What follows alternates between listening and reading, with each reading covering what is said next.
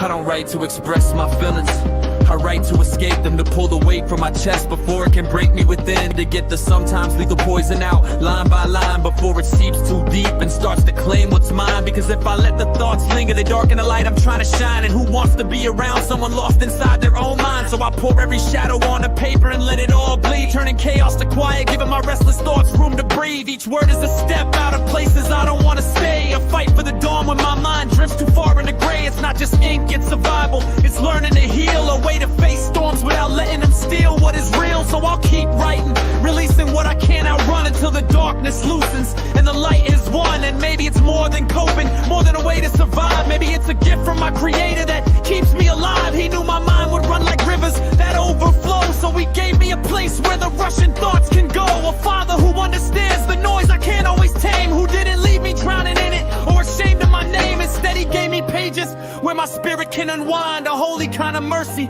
for an overactive mind. So I don't just write in weakness, I write in grace, finding his hand in the chaos, his peace in his space. And I'll call him a good father as I lay it all down, because even in my breaking, he's never let me drown. Because even in my breaking, he's never let me drown.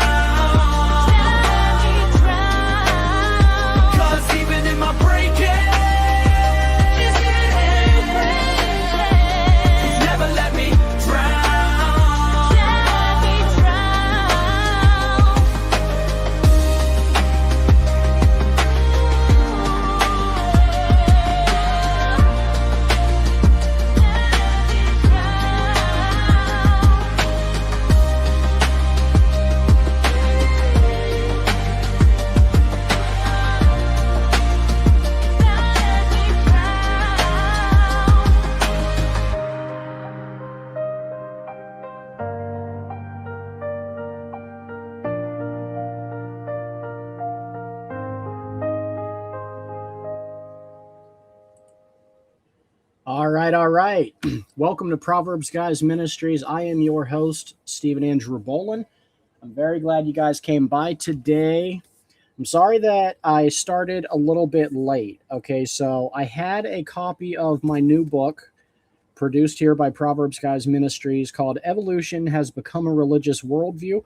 It was delivered today, and sadly, I had to go track it down because, I don't know, they never seem to be able to deliver our mail to the right house. It always goes to a neighbor's house, and that's a little frustrating. But I did get my package, and I am holding in my hand my very first book, Evolution Has Become a Religious Worldview. It is beautiful.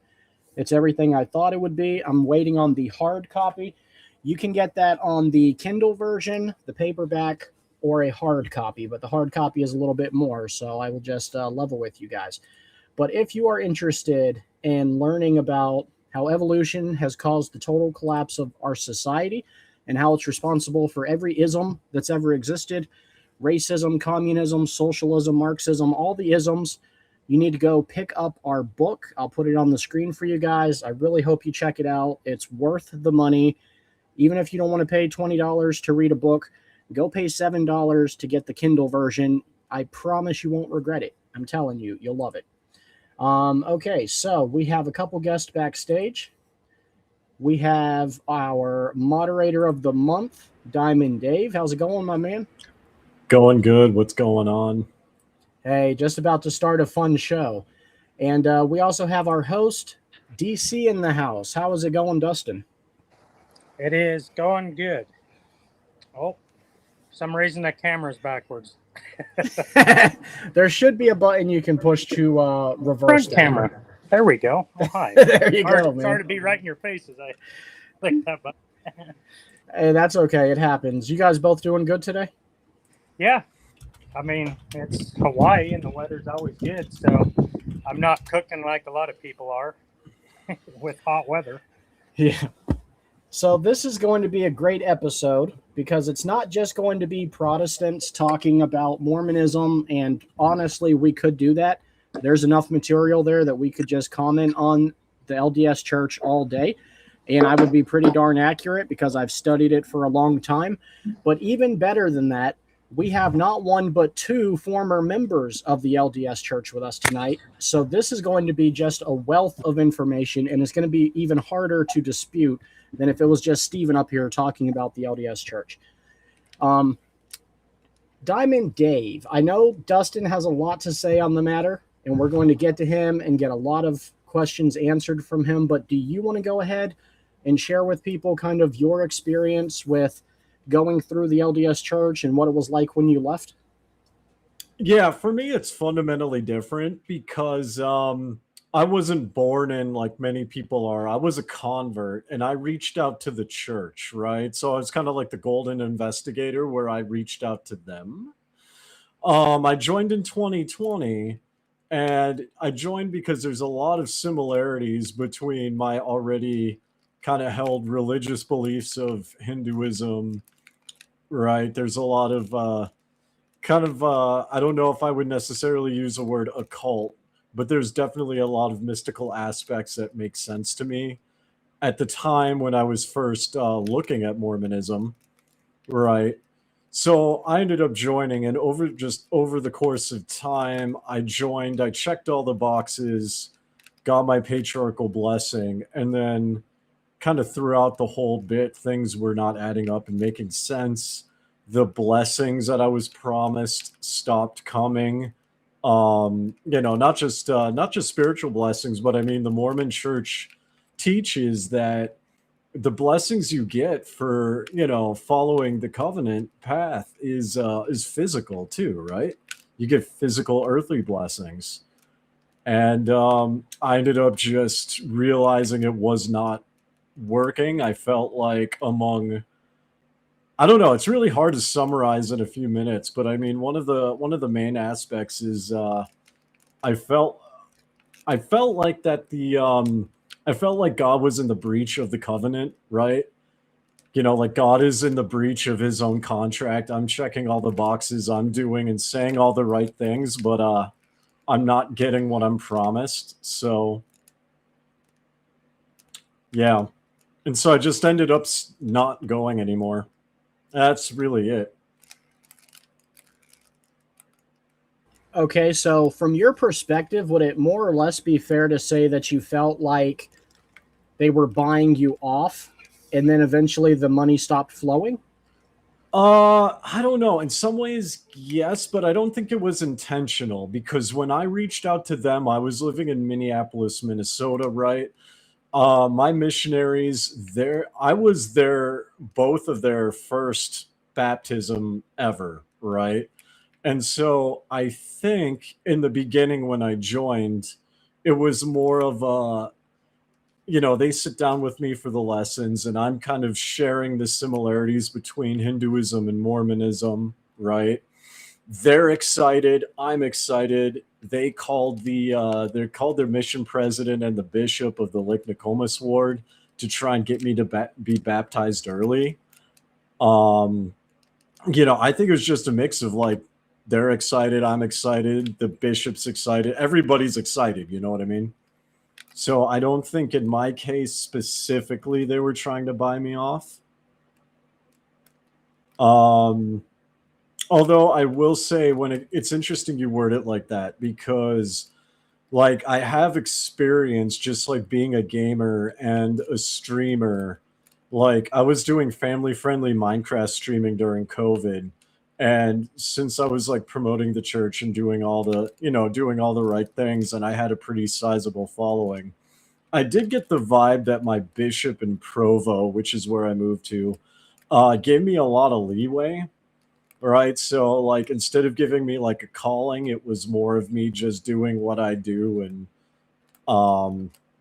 they weren't as I felt like they weren't as strict with me as they were with other people in my ward. So does that like answer your question? It sort of sounds to me like love bombing. You give somebody an abundance of freedom and you kind of point out how much freedom you're giving them. You shower them with gifts and compliments. And then before you know it, the mask comes off.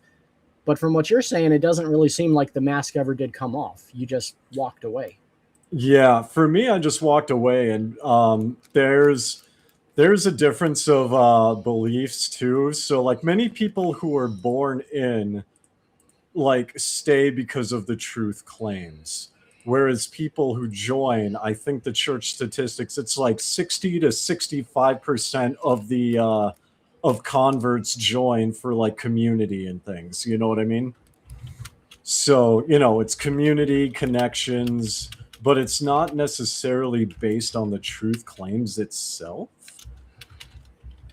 So, yeah, my case is very different than many, although it's very, I don't know, converts typically have a similar story, and people who are like born in have a similar story that's different, right? People who are born in and raised in, they have like a really profound, deep faith crisis because they truly believed it. But converts typically, we join, when we're older. And if we leave, well, we just go back to doing whatever it was that we're doing. Right. So I would say it's a bit easier for us than someone that's born in and raised in. But DC could probably answer that because he was born in. Well, one last question for you, and then DC, I'm going to give you the floor to share your testimony.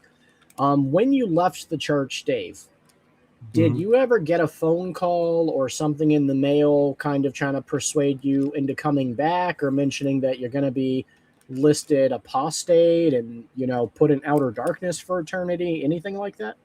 No. So for me, I'm very aggressive online. So like there's some people who expressed interest in bringing me back, and I basically implied that, hey, if you bother me, I'm going to get violent. So my understanding was after that comment was made online that I was put on just a no contact list, and that was the end of that. And plus I moved overseas too, and proselyting is illegal here. So even if they wanted to, it's not like they can just walk up to my doorstep, because that's very illegal. Okay. Now, DC, we'll flip over to you.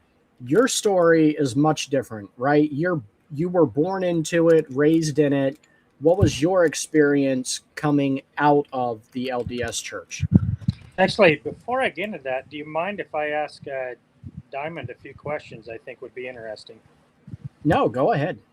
Yeah, go for it. So I served a mission in 1999 to 2001, and with you being someone that is a convert, do you remember much of the discussions that were taught to you, and what it, like the main theme, like what was it that really was taught, if you were to summarize that?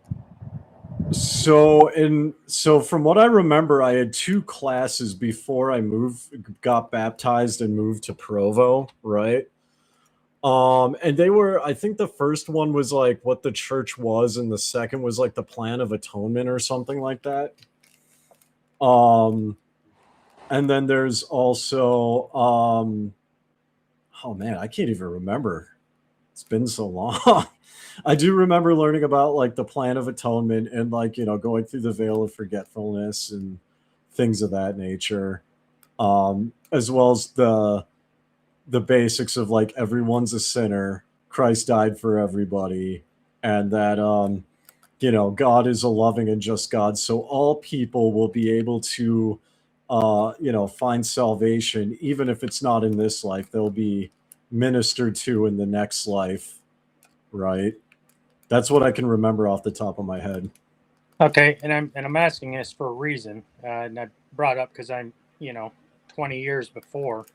How much was Joseph Smith part of the early conversation versus like Jesus Christ? So, and that's actually a good question, because I've heard that what I was taught is actually very, very different than what people in your era were taught. So I was taught that Joseph Smith restored the church on behalf of Jesus Christ. And then it was more focused around Jesus Christ in 2020 than it has been historically, based on their desire to kind of pivot into being mainstream Christianity. So in a sense, if like for the people who are watching, I joined the Church of Jesus Christ of Latter-day Saints, that is a different Church of Jesus Christ of Latter-day Saints than DC was born and raised in.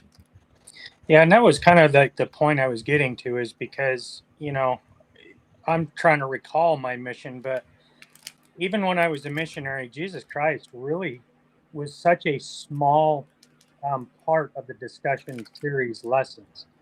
He was in there, but it was heavy emphasis on the first vision, heavy emphasis on Joseph Smith restoration. And when we were asking people to, pray to God to find out whether this stuff was true or not, it was heavily centered on Joseph Smith. When I left the church 6 years ago, about the time you joined, I hadn't realized for several years when I left that there really was I didn't recognize it until years later, that there's a heavy shift from Mormonism to Christianity. And that's what's strikingly different, like what you talked about, right? Is even when you first had no idea what I was going for, you went to Jesus Christ. Whereas me as a missionary, he was such a insignificant part of our lessons, was there, but insignificant, right? So what we're seeing is a massive shift away from Mormonism. And right now the church is like with what the military did, right? They didn't want to label them as Christians. And, you know, the LDS church is changing the Google Maps. When you search on it, it's no longer, the Angel Moroni. It's now a cross on the churches. The Mormons now don't want to be called Mormons. When my era was, they spent millions or billions of dollars on I'm a Mormon campaign, and now they hate Mormon. And then, but then they want to keep it, and so they're suing John DeLynn because he's they're all over the place with that one. Yeah, and so it's an interesting dynamic to see two of us that were part of the same church having something radically different, but it exposes something. And it's something that is, over the last year for me, really starting to become more evident, is Mormons, the Church of Jesus Christ of Latter-day Saints, are actively apostating from Orthodox Mormonism. They want to appear more Christian and less Mormon. So they don't want the name Mormon, but they don't want to let go of it. And then their missionary teachings are also changing to be more Christ-like and less Mormon. And then the other thing, too, is when I was, a member and growing up in the 80s and 90s, early 2000s, did we have pictures of Jesus in the chapel? Yeah, but like 90% of them was Joseph Smith, and that stuff. And then there was an effort 10 or 15 years ago to start adding more pictures of Jesus and less of Joseph Smith. So it was just kind of interesting to see the transformation from, in just 25 years, how much they've changed. And so that's kind of why I wanted to ask you. Well, yeah, even now I'm hearing and seeing on Facebook, they're not even mentioning Joseph Smith, right? Because like on Facebook, they're like, are you lonely? Come to our Christian church with us, right? Like the missionaries aren't even referencing Joseph Smith anymore. As back when I joined in 2020, like they would reference Joseph Smith on Facebook and their TikToks and their, Facebook shorts, but now they're not doing it at all. So. Yeah. And I think and this is my opinion, but in my opinion, I think it's because of what's come out as factual history about Joseph Smith, the history of the church has hid from us, that now it's so easy for someone to hear the truth about Joseph Smith. When I was a missionary, the Tanners were out there saying stuff, but it's not like I had the internet that I go search stuff like I can today. But now if someone hears about Joseph Smith, in 5 minutes, they can have a whole history that we never really had access to. And so that's a problem for the LDS church is, especially Joseph Smith, the difference between Joseph Smith and Brigham Young. If the prophets are of God, why are they so radically different in their ideology, their beliefs, what they did, how they acted? Those things are harder to hide from these days. And so, you bring up Joseph Smith more, then they're going to put their attention on that. If you give a deceptive view into it, we're the Church of Jesus Christ Latter-day Saints, come to us and learn about Christ, that paints a completely different picture than what the church has been painting for almost 2 centuries.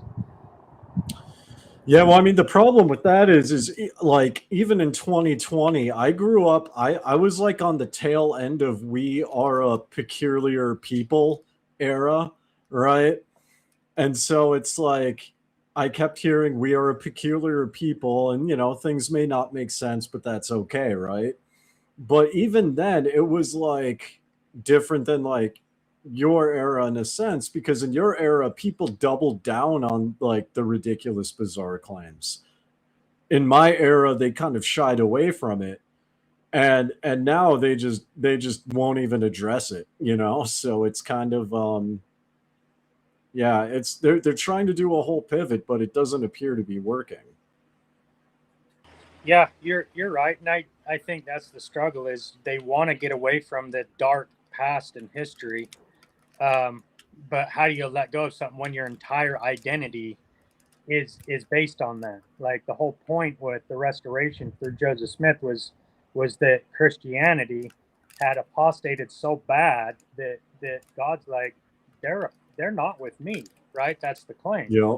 So to come back to it and want to be Christian is very, very odd because now you're trying to merge with who you wanted to divorce yourself from. So how do you get away with something when the entire reason for the LDS Church is that we're not you, and now they're begging to be one, among the Christian group. Well, the ironic thing too is if you look at countries like Nigeria, Pakistan, or whatever, like Mormons were not bothered whatsoever. But if you look at how Christians are treated in those countries, like mainstream Christianity, well, that doesn't really end well, right? And so it's just kind of wild to me to see that they want to go that route when the world, generally speaking, is like cracking down on Christianity as a whole. Whereas if you're a Mormon, everyone's just like, what the heck is that? And then they just don't care. That's right. That's very true. But, it's a challenge. But this is my own personal belief is I believe that the head people making decisions in the church, the prophet, the apostles, and those, I would, just the evidence is just too overwhelming. They're either delusional of the problems of the history of the church, or they're fully aware, but instead of just saying, hey, our church is false, they decided that, hey, we are a church of cash, so we care about money, so we can't come out and say that the church is no longer true. We have the evidence. Otherwise, they'll lose all their members and their money.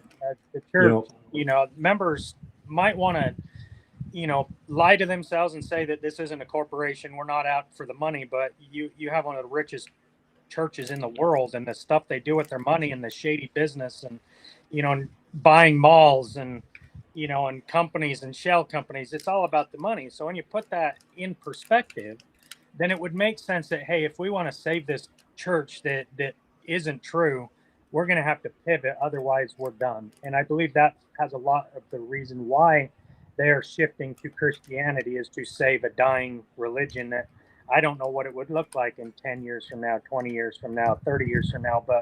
But the pivot began, a decade or longer, 15 years ago that started making these changes. So I think if we know the data that those of my generation and my time period, active members, that 40% of those active members have left the church since then. Yeah. That says a lot. We're not talking now keep in mind, if there's 17 million people on the rolls of the LDS church, which I am one of those, although I don't believe it anymore, I'm counted in that number. The active members of that number is only like 36%. And you're talking about almost half of those have left the church. Like, that doesn't. Well, and you bring up an interesting point, because 40% of people born and raised in your generation are have left. But there's even a church statistic on top of that, right? So 40% of DC's generation are gone. But 75% of converts, i.e. people like me, leave the church within the first 3 years. Yeah. So And add those two statistics together, and you get an idea of like what's going on here. yeah, and just so that people are following the math, there's only Mhm. 36% of the 17 million that are active. 40% of the 36%. Now that's just an average, so it could be 30, could be 40, but it's kind of in there. 40% of those, the faithful ones that go every Sunday, those are the ones that have left at that 40%. The others that are just unaccounted for, they have probably, they've distanced themselves from the church and want nothing to do with it. So the big number is the number of the ones that were going active to church and fully believed it and was part of it. Almost half of those is like, I'm out, right? And then Mhm. yours on your side is that number is really strikingly high. And you brought up a great point earlier, is a lot of the young people are going there for community, not because they believe the church is true.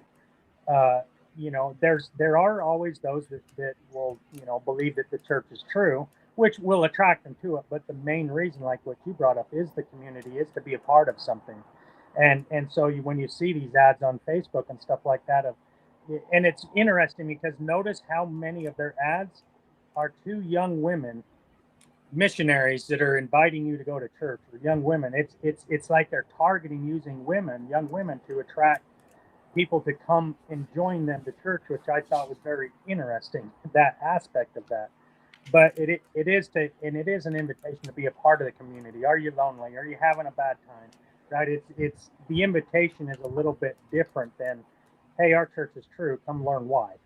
Kind of a different Well, yeah, I perspective. mean, flirt to convert is a thing, but also I don't know, you might know this, but for people who don't know, like it's a pretty known fact that if you go like the Salt Lake Temple, right, the missionaries who work at like the visitors center, like all the women are hot. Like they're like scouted based on how hot they are. Yeah. It's a tactic, and like I said, when you really step back and understand what the church really is, it's a wolf underneath sheep's clothing. And if it's about gaining members for revenue, then they're going to use whatever best means they think is going to bring that in.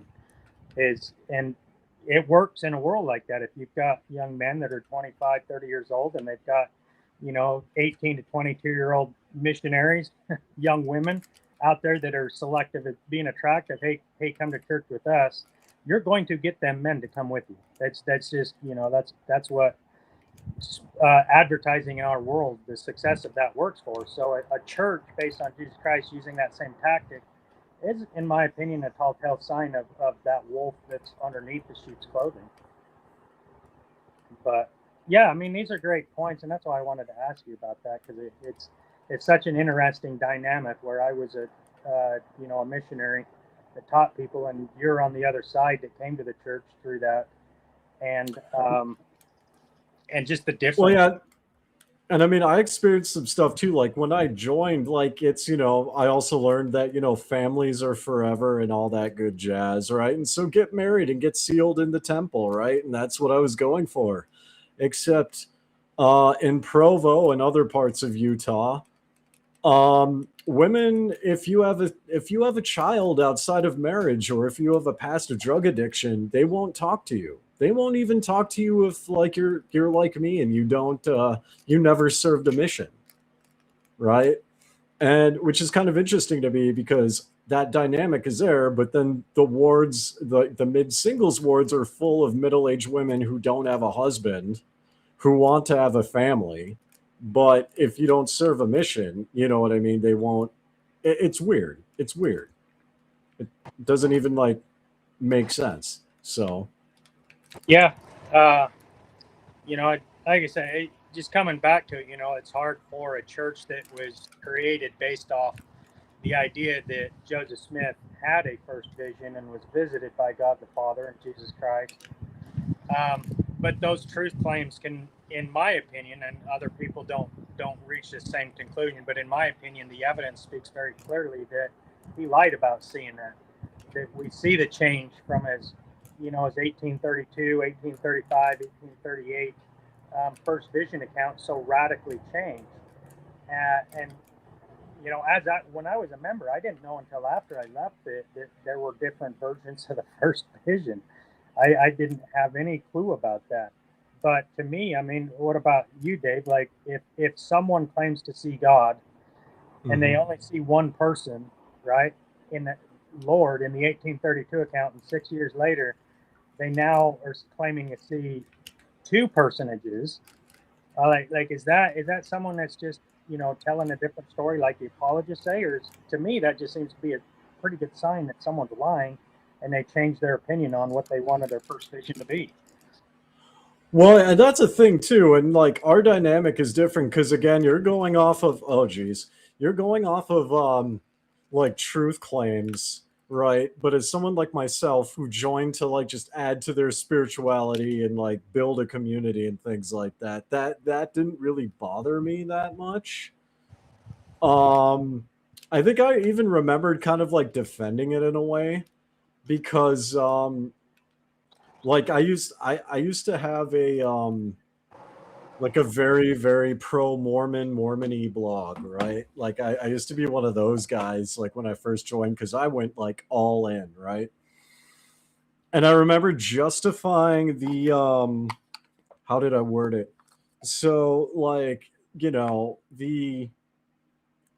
like I worked in Wells Fargo, I worked in banking, and one of the things I did in just my financial career in general is fraud detection and like interviewing and things like that.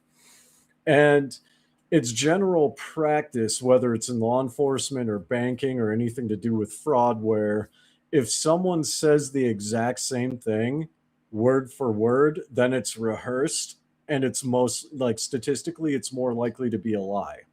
However, if someone shares a story and then gives, they might remember some things, leave out some other things, whatever. But if the overall theme is the same, then it's statistically more likely to be true.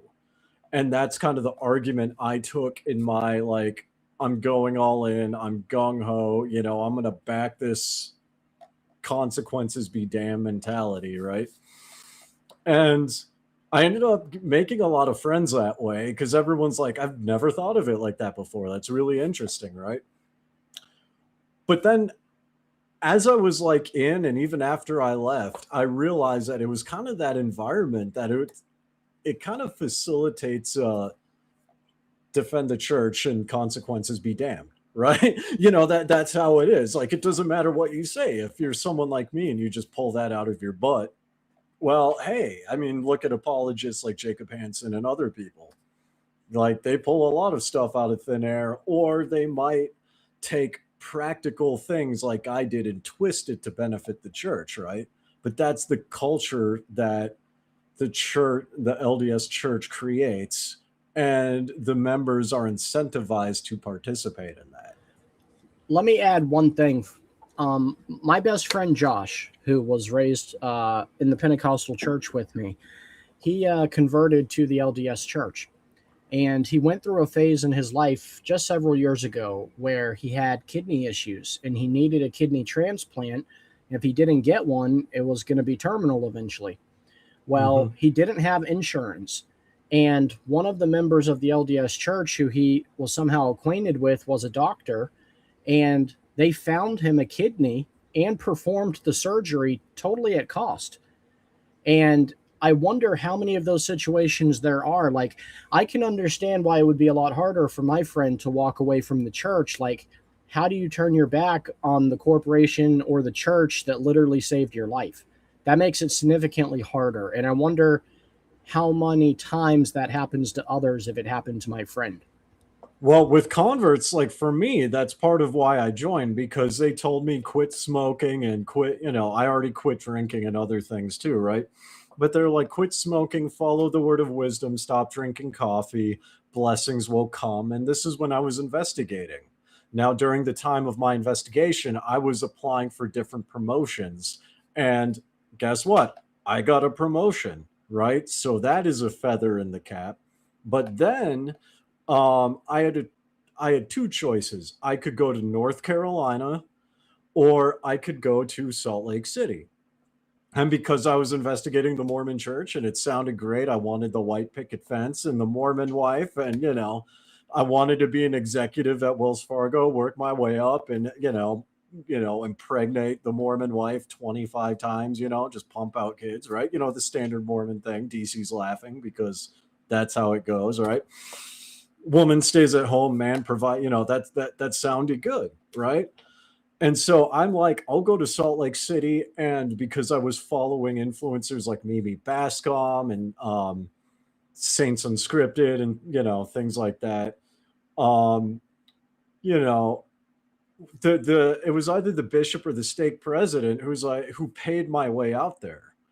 So he gave me a few $100s for snacks. He paid for a one-night stay at Kearney, Nebraska, because that's like a halfway point. It's a 20-hour drive from Minneapolis to Salt Lake City, right? He paid for 5 nights at a hotel at Salt Lake City while he talked to a buddy of his he knew in Provo, Utah, who was a member of the church, who was a bishop. That bishop found me an apartment, and that same guy who paid all this money for me already paid first month's rent and last month's rent of that apartment. So after getting the promotion and getting all this money like paid my way, I'm like, there's clearly something to this. I'm living the word of wisdom. I'm going to the church. I'm associating with missionaries. I even rebranded my Minecraft page from like some stupid gaming page. I called it like the Storm and Mormon. Really cringe, I know, but it was originally the Storm and Mormon before I became Diamond Dave. And I even had like Mormon Missionary Mondays because Mondays are P days. And I would stream Minecraft and missionaries would come and hang out. Active missionaries on their mission from all around the world would come and hang out on my Facebook page and watch me play Minecraft and hang out. They would promote me. I would promote them. And it was kind of a nice, mutually beneficial arrangement. So, to your point, yeah, it was hard to walk away from that. Well, for me, it would have been hard to walk away from that and turn that down, because if you came to me and said, well, the Mormon church isn't true, the Mormon church is a cult, I'm like, yeah, but it's working out. They're helping me. I'm helping them. This guy's paying a stupid amount of money for me to get a promotion where I can make a stupid amount of money working at a corporate office for a bank, right? It's like that wouldn't have landed with me. So I completely understand where your friend is coming from. Yeah. I want to share something with you guys. It's a 12-minute long video, but I'm not going to play the whole thing. It's talking about temple marriages. So Diamond Dave, you said this is something you're interested in. And Dustin, I don't know if it was an actual temple you were married in, but you could probably give more insight to this about the validity of it, just based off of your experience. But I'll play a couple minutes of it and then we'll stop it. And you guys can kind of give me your opinion on it, and then we'll go on. Read to you comes from this book right here. This is Achieving a Celestial Marriage Student Manual, the Church of Jesus Christ of Latter-day Saints. This from well, it was first written in 1976, then the copyright was renewed in 1992. And I think it was up until 2001 that if you want to be married I'm not hearing anything. in the Mormon temple, now please recognize You're not hearing anything? No. Is it a video? Because it also looks like it's just slideshow pictures. No, it's a video. I hear it playing. Diamond Dave, can you hear it? He might have stepped away for a minute. He may have stepped away at the worst time. Let me try to... Hey, I had to go to the bathroom and I stopped my game for your show, okay? And what I'm going to read to you... Well, can you hear this, though? Read to you I can hear it, yep. Okay, so Dustin, it's only you that can't hear it, my man. Yeah, maybe it's because I'm too far away in Hawaii. Oh, okay. I'm in Mongolia. Yeah, I'm farther away than you. Yeah, I feel like it would have affected Dave first. But all right, let me give it a couple minutes and then we'll comment on it. There are a lot more temples around than there used to be, but to be sealed in the temple is the highest goal for the Mormon. to be sealed to your wife for time and eternity in the temple. Important stuff. If you wanted to do that, this was the manual that the church provided to you that you were to study, fill out the study forms, etc., etc. This is the church, it's copyright the Corporation of the First Presidency of the Church of Jesus Christ Latter-day Saints. Corporation of the President of the Church of Jesus Christ Latter-day Saints. So this is the Mormon leadership telling Mormons what we... Hello, Professor Chimp. Hello. How's it going? Pretty good. Have you been here before? I have not. Okay. What's your background, man? Yeah, so currently I'm an active LDS member. I guess I'm kind of into apologetics, the kind of thing. Like I'm kind of an amateur. I'm not like I'm independent. I don't work with anyone. I don't make money or anything like that. It's just a hobby of mine, I guess. That's cool. I can appreciate that. I myself, I was born and raised Protestant on my mom's side and Hebrew on my dad's side. So I've never, actually been in the LDS church myself. But Diamond Dave here and Dustin both have LDS backgrounds. So you guys would probably be able to have a much deeper conversation than, say, like you and I could. Probably, especially being a convert. So my background is my mother was a Christian. My father was British Indian and comes from a Hindu family. I practice Hinduism. And, during my spiritual search, I remembered those I Am a Mormon campaigns, as well as on YouTube, the Young Women's We Believe, right? And that's kind of what sparked my study and investigation of the LDS Church, due to the very superficial at the time, because I obviously didn't, fully understand all the history, and I'm still learning all the history now. But on the surface level, there's many, many similarities between Hinduism and Mormonism. So that's what kind of piqued my interest, and that's what facilitated my joining. And then it was my Hindu roots that actually helped facilitate my leaving of the LDS Church regarding my patriarchal blessing. So, Professor Chimp, were you a convert into the church, or were you born into it? Yeah, I was born into it, but I haven't gone like unquestioning. I've questioned things about it, like, are we sure this is the only true church, kind of thing. So there's that. But Okay. Well, no judgment here, man. We're not here to mock anybody or shame anybody. You may actually relate a lot to Dustin here. Dustin was also born into the church. And how long did you spend in the church, Dustin? Was it 40 years, 40 plus years? Yeah, it's about 40 years that I believed. My exit started when I was about 38 years old. I'm now 46. Do you want to explain what the prompting was that started that path for you? Just assume Professor Chimp knows nothing about you. Right. Yeah, I mean, I went, I was born into it. I served a mission, Australia, Sydney South, 99 to 2001. Shortly after, because the church puts a lot of emphasis on getting married within 6 months of returning from your mission, because their statistics say that if you get married after that, your active percentage of return missionaries drop. So they want you to get married for that purpose. Which, by the way, that is the worst advice I think anyone could give anyone. I got divorced in 2011, but and then, I kind of just, as the years went by, there'd be an issue. Yesterday, I shared a small experience that I had when I got married in the temple, and in the Manti temple there in Utah. Pretty temple. I mean, It's a gorgeous temple. I mean, I don't believe in the LDS Church, but Manti is a gorgeous temple. A lot of people want to get married there. Yeah, and that's where the Manti pageant is, where they do a lot of rehearsal of church history and stuff. It's a great place to be as a member, and you kind of take a little bit of pride in that. But over the years, from returning as a missionary, getting married, and then going through being married for 8.5 years, and then just little things just built up over time, like little issues like this doesn't quite make sense, or that's kind of a problem, like just kind of building the shell. For me, it's a little bit unique because I had some spiritual experience things happen to me in 2016 through 18 that kind of came up before my departure.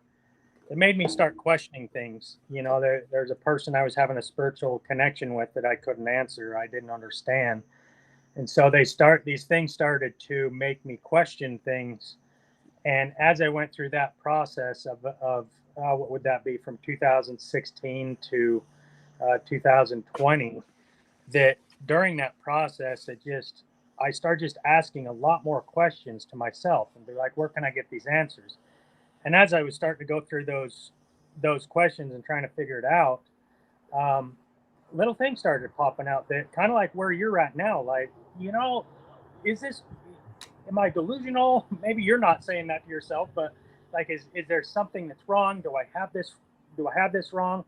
Just started asking these questions, and that question kind of opened up the doors of seeing things that the church hid from me. That was probably the biggest thing that hit me, was first the discovery that the church was giving me a different narrative than what the actual true history was. Then finding out that the church intentionally was hiding things. Like, for instance, growing up in the 80s and 90s, my parents had the enzyme it's been a long time, but I think we got it every Sunday or every week. We got a new enzyme. And I can't tell you how many times there was a picture of Joseph Smith leaning on a table with a piece of paper, a pen, and the golden plate sitting right next to him, as if he's translating, looking at the golden plates and then writing down what the translation is. So my whole, my first 20 years was that. I ingrained in me that that's what it was. Well, I didn't find out until I was departing the church that never happened. And that kind of that bothered me. It's like, wait, you're telling me that Joseph Smith actually never used the golden plates to translate anything? That they were in the area or in a different room under a cover, but he was using a rock and then put it in his hat and was reading words off the hat, or off the rock in the hat, and then just verbally saying it out loud, and Oliver Cowdery and others were transcribing it. All right, so, Dustin, let's pause right there for a second and let our guest get in here.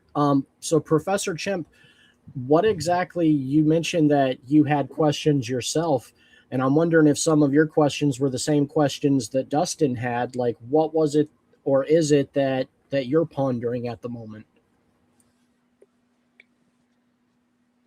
Well, what I was referring to was when I was like about 12 or something, I was just like wondering, like, there are so many religions. It's like, how do I know that like this is the right one?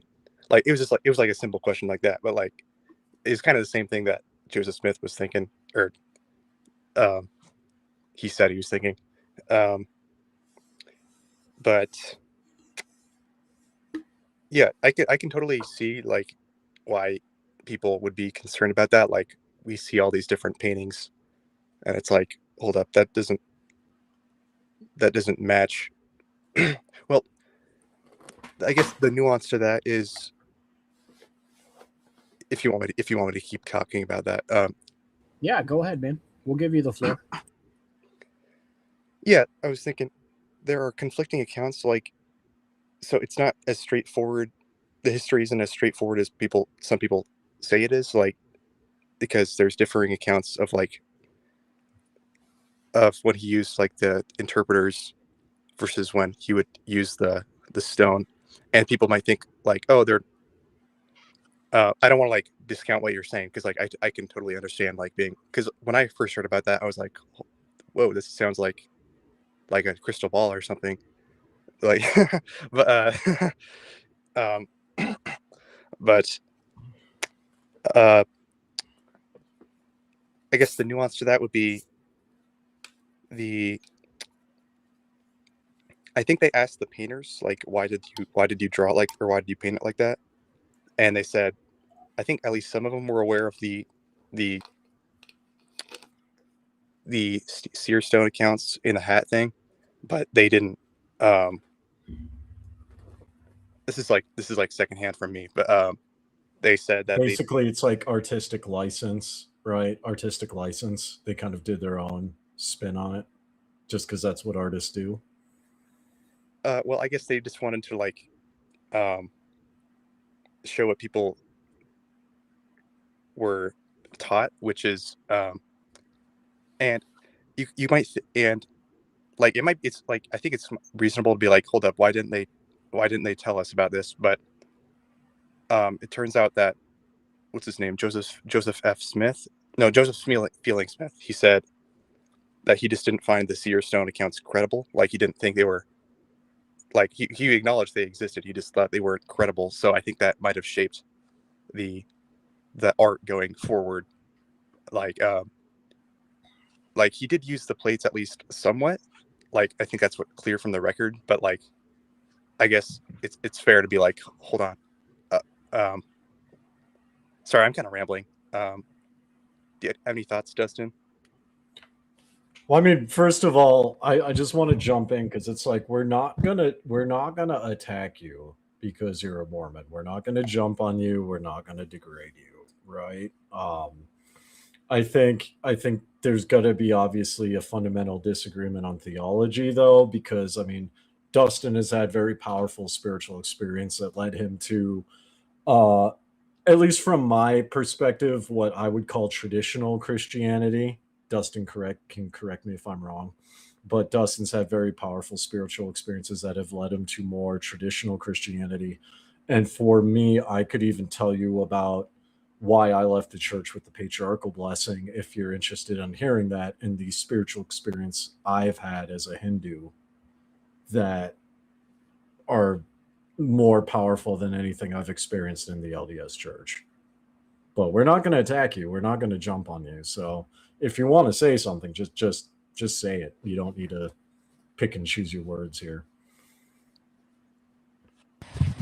Yeah, and just to be clear, one of the things I made an attempt to do in the last 6 months, as I starting to talk about this more, is I would rather be one to present evidence and then let you decide, right? I don't want to just come out and say, oh, you're wrong or whatever. And so I've been making an attempt to prove, providing evidence and things like that. What I was doing real quick is, because it's been a while since I looked at some of the details like you're talking about, and I didn't recall that any records, even in the LDS church, claims that they have now put in there, like their gospel topic essays and stuff, that there is no actual account that Joseph Smith actually did use the golden plates. What is mentioned that they were present or in the room or nearby, but actually were never used in any translation of any kind. And so, that takes a little bit, because one thing I learned about after coming out of Mormonism is something I did as a member was we would hear something that someone would say and then take that as truth because it just solidified what we wanted to hear and believe. And so these are the things that I would urge you to be aware of. If someone says something, go look it up and verify, is this true, right? Because I can't tell you how many times throughout my entire Mormon life that I believed something from someone that I considered older than me, that knew the scriptures better than me, that knew the church history better than me. So when someone made a claim and it validates what you want to hear, I always went with, okay, well, that must be true, because why would they lie to me? And I never looked it up. I never verified it. And it was only after with a couple of years of coming out of the LDS church where I started to look at it. It's like, when someone says something, then if it's on a video, I press pause and I start looking up. Are you feeding a lie to me or not? Right? And because I learned that I was believing things based off hearsay from people that wanted to believe that the LDS church is true. So there's always, and you'll hear this on apologetics, there's always a workaround. There's always an excuse. There's always something that somebody says to justify what it is. So in turn, and I just looked it up now to verify, and again, I'm not seeing anyone, not even Emma Smith, doesn't even say that the plates were used. What does say, what we do see, and again, I could be wrong too, so don't just take my word for it. Look it up and say, where can I find that the plates were sometimes used, right? Because we have instances where people are claiming that the plates weren't always there, but they were in another room, or they were covered, or in a box. So the presence of them were there, but were actually never used. So I would just challenge you on these kind of things. If you're asking questions or these kind of things, and you hear people say from secondhand, third hand, whatever it was, don't put any precedence on any person, regardless of how you feel about them, because I've made some mistakes in my exit out by listening to non-Mormons teaching about stuff from the Bible, and they sounded so smart to me. But then after a little while, I was like, there's something wrong. So then I go and verify, and it's like, no, this is not what that is, right? And so if you want to get to the truth, you've got to be able to at least take some effort and accountability to verify these things. And that's what I started to do. And the more I did that, is like, okay, nobody really knows everything. You're right on the aspect of the history is, it takes a lot of work to put together, because you have different testimonies, you have different people from all walks of life that were around Joseph Smith that said things, and some of those things were true, some of those things were not true. So, but for me, I find no evidence that the golden plates were ever used. And then to go back to that is the church has the ultimate authority of what gets published. If an artist is tasked to make a painting about Joseph Smith translating the plates, and the consensus is, whether it's true or not, if the consensus is that the golden plates were sitting beside Joseph Smith and he was reading the characters and then writing it in translation, then that's what they're going to paint. But the ultimate thing comes down to is the church will not publish that kind of stuff if that's not what they want it to appear. So it really doesn't place any validity on an artist, whether that's true or not, because the church is the one that's going to be the ultimate authority. This is what we want the world to see. This is what we want our members to believe. This is what we're painting. And so the church is the ultimate authority on the artist of things, which ultimately to me has not proved to be true. It was a lie, and that's where I drew the line. Okay, Professor. Go ahead, Dave, and then we'll let Professor Chimp get back. Yeah. So yeah, and I mean, like Dustin, because he was born in, and this is something we touched on. I don't know if you saw this, Professor Chimp. Like, I don't know how long you've seen the video, but I did touch on how members who were born in and raised in, like Dustin, tend to lean towards the truth claims and the evidence behind it. Converts like myself generally don't. I approach it from a different angle. So if you have questions for us, I'm sure Dustin knows a lot more about church history than I do.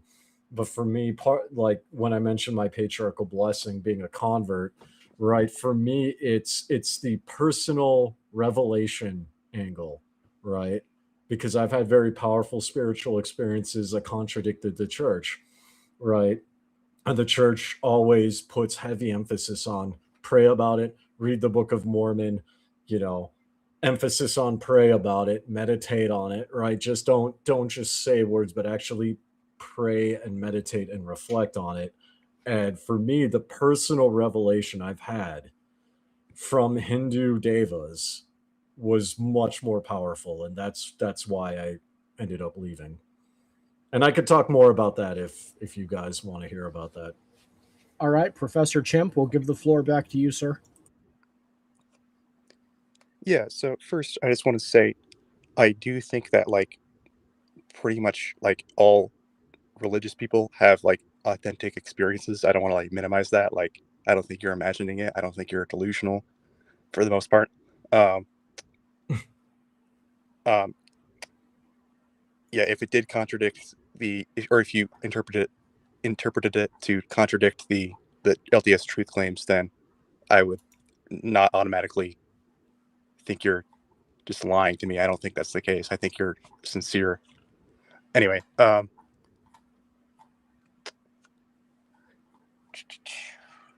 let's see. I mean, if you want to warm up a little bit, I have a question that you could maybe answer for me. Me? Yeah, if you don't mind. Oh yeah, go ahead. So I have a Book of Mormon on my bookshelf that I've been trying to study for apologetic reasons, same as you, but opposite side. And one thing that I've noticed in there is that there's a lot of instances where you have to say, okay, horse doesn't really mean horse, and iron doesn't really mean iron, and sometimes gold doesn't really mean gold. And it seems like you have to make a lot of those allowances to make the Book of Mormon valid. But can you think of any areas in the Bible where you have to do that? Oh, good question. Let's see. Well, just to start, I would say, what is it? I think anachronisms is probably one of the stronger arguments against the Book of Mormon. Like, it's a very valid question. I don't think it's dumb or anything. Let's see. And I guess there is like argument of like, how much do apologists have to, not shift the meaning, but like, it does, like, the way you're saying it does seem like kind of ad hoc fallacy, but I'm trying to think of a biblical example. Yeah, and again, like, we're none of us up here are trying to do gotchas or anything. I expect that you would have some sort of answer for me. But yeah, like, it is, I was raised on the scriptures. I've studied it my entire life. My dad being Hebrew, every Sabbath, we spent hours reading from the scriptures. And I can't think of anywhere in the scripture where we have to make those type of allowances. I really don't. And I guess my bigger question for you would be something along the lines of, how many of those exceptions for you would be like too many exceptions that you have to make? Or would there ever be a line in the sand that you could say, okay, if I ever cross this amount, I have to really question it? Yeah, another good question. I have thought about that myself. However, let's see. Just to answer your question real quick. Let's see. So in this, I think there is an example where, like, when they mention steel, they're not necessarily referring to like carburized iron or whatever. I could be wrong. You can fact check me on that. But I guess it's fundamentally different from the Bible in that, at least the best argument that I've heard from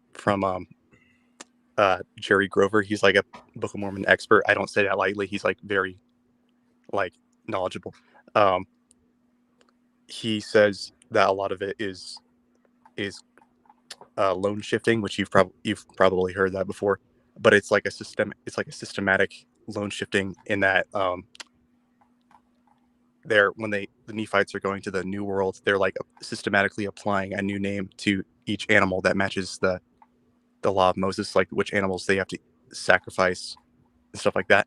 And it does seem like kind of ad hoc, but like a lot of it does match the Brian Stubbs' work in Udo-Aztecan, which shows infusion of like, it's obviously debated, but there's evidence of infusion of Hebrew and Egyptian words into the Udo-Aztecan language family, which is in like Mexico up to Utah or something. So sorry, I'm kind of rambling, kind of incoherently. No, you're okay, man. And look, it's not just things like, iron not meaning iron or horse not meaning horse. Like, it goes even deeper with chariots. The claim is that they had chariots drawn by horses, but even with all the archaeology we've ever done, and Big Bad Mama, who just joined us, is a geologist, so he's done a lot of digging too. we've never found an ancient chariot anywhere in the United States that I'm aware of. Or, well, I mean, to Stephen's point, and I would like to hear from Big Bad Mama, but when I was a member of the Church of Jesus Christ of Latter-day Saints, I was taught that there was a massive battle where hundreds of thousands of people were killed. The Nephites strewn everywhere. Yeah. Isn't that Big the Bad hill Mama, have we found Gomorrah? any? Yep. Have we found any archaeological evidence of such a massive battle like that in the Americas? Like, okay, I didn't. I mean, horses were extinct in North America until the Spanish brought them back over. I mean, there were, I'm a geologist, so I'm going to say that horses were here millions of years ago, but they did go extinct and only were more recently brought over by the Spaniards, and that's what gave rise to our current wild horse populations. I mean, what about chariots? Like all the digging you've done in the dirt, and Dustin, you too, you've done your share of digging in the dirt. Like, have either of you ever found even parts of a chariot? I've never heard of such a thing, of Native Americans using chariots. And these were people that were around with Native Americans, right? Sorry. Oh no, I was just being stupid. I was just making a joke saying as a child I've eaten at a dirt in America, and to the best of my knowledge I have not eaten a chariot. But okay. But did the horse blood make the dirt taste better? I remember from Robert Gurr saying that they ate the horses, so I don't know, maybe the dirt got stained with that too, right? I don't as a person who lives in Mongolia and eats horse meat, I don't understand why he would use that argument, because there would be bones all over the place. And we've not found them. Not from that time's area. Didn't you hear him? He actually said they ate the bones. That's why we have no bones. So, fun fact, bone marrow is one of my wife, who is pure-blooded Mongol. Bone marrow is one of her favorite delicacies. And while bones are used in soup and, you eat the bone marrow, the bone itself is not eaten. It's just the marrow inside of it. You dispose of the bone, and there's a Mongolian tradition where you can give some bones to dogs, but not other bones because they're sacred. Right. Yeah, and this just adds to what we're talking about here is, for me, I've always told people that I can explain a few little problems away with something and still believe, but there comes a point where when you have to do it on almost every issue, that starts to raise a concern. Like, okay, well, if we have to do it on the DNA doesn't match people from Israel, but they're Eastern China. Horses didn't exist. We don't have any evidence in that battle. To put it in perspective, the numbers that the Book of Mormon used for that battle at the Hill Gomorrah is larger. The civilization that would have had to support such numbers would have been larger than Rome. And one of the reasons why like apologists are going away from the Hill Gomorrah and Palmyra and New York area is because that area has been scoured and there's no evidence of any war of any kind. There's just nothing found there. The hills are clean. And so now you have to move it. Be like, well, I guess it's going to be somewhere else. And that's what you have to do with every aspect. It gets overwhelming. And Stephen, you brought up something that I was thinking about yesterday, was how many times in the Bible do we have to explain away a problem? There might be some minor inconsistencies based on a, like Matthew and Mark and Luke might have a different opinion based off or describe something that they've seen that might be slightly different that some people can take as being, they're contradicting, but with a better understanding, maybe it's not quite so contradicting, right? So you'll find something minor like that here or there. But when it comes to Joseph Smith, the Book of Mormon, especially the Book of Abraham, that's probably the biggest red flag. All of these things, the list is just so great that it's exhausting being a Mormon apologist, because what issue don't you have to change a definition on? Or like the Book of Abraham is, they still call it a translation, but they changed the definition to inspiration. in Like it was DC, to inspire, right?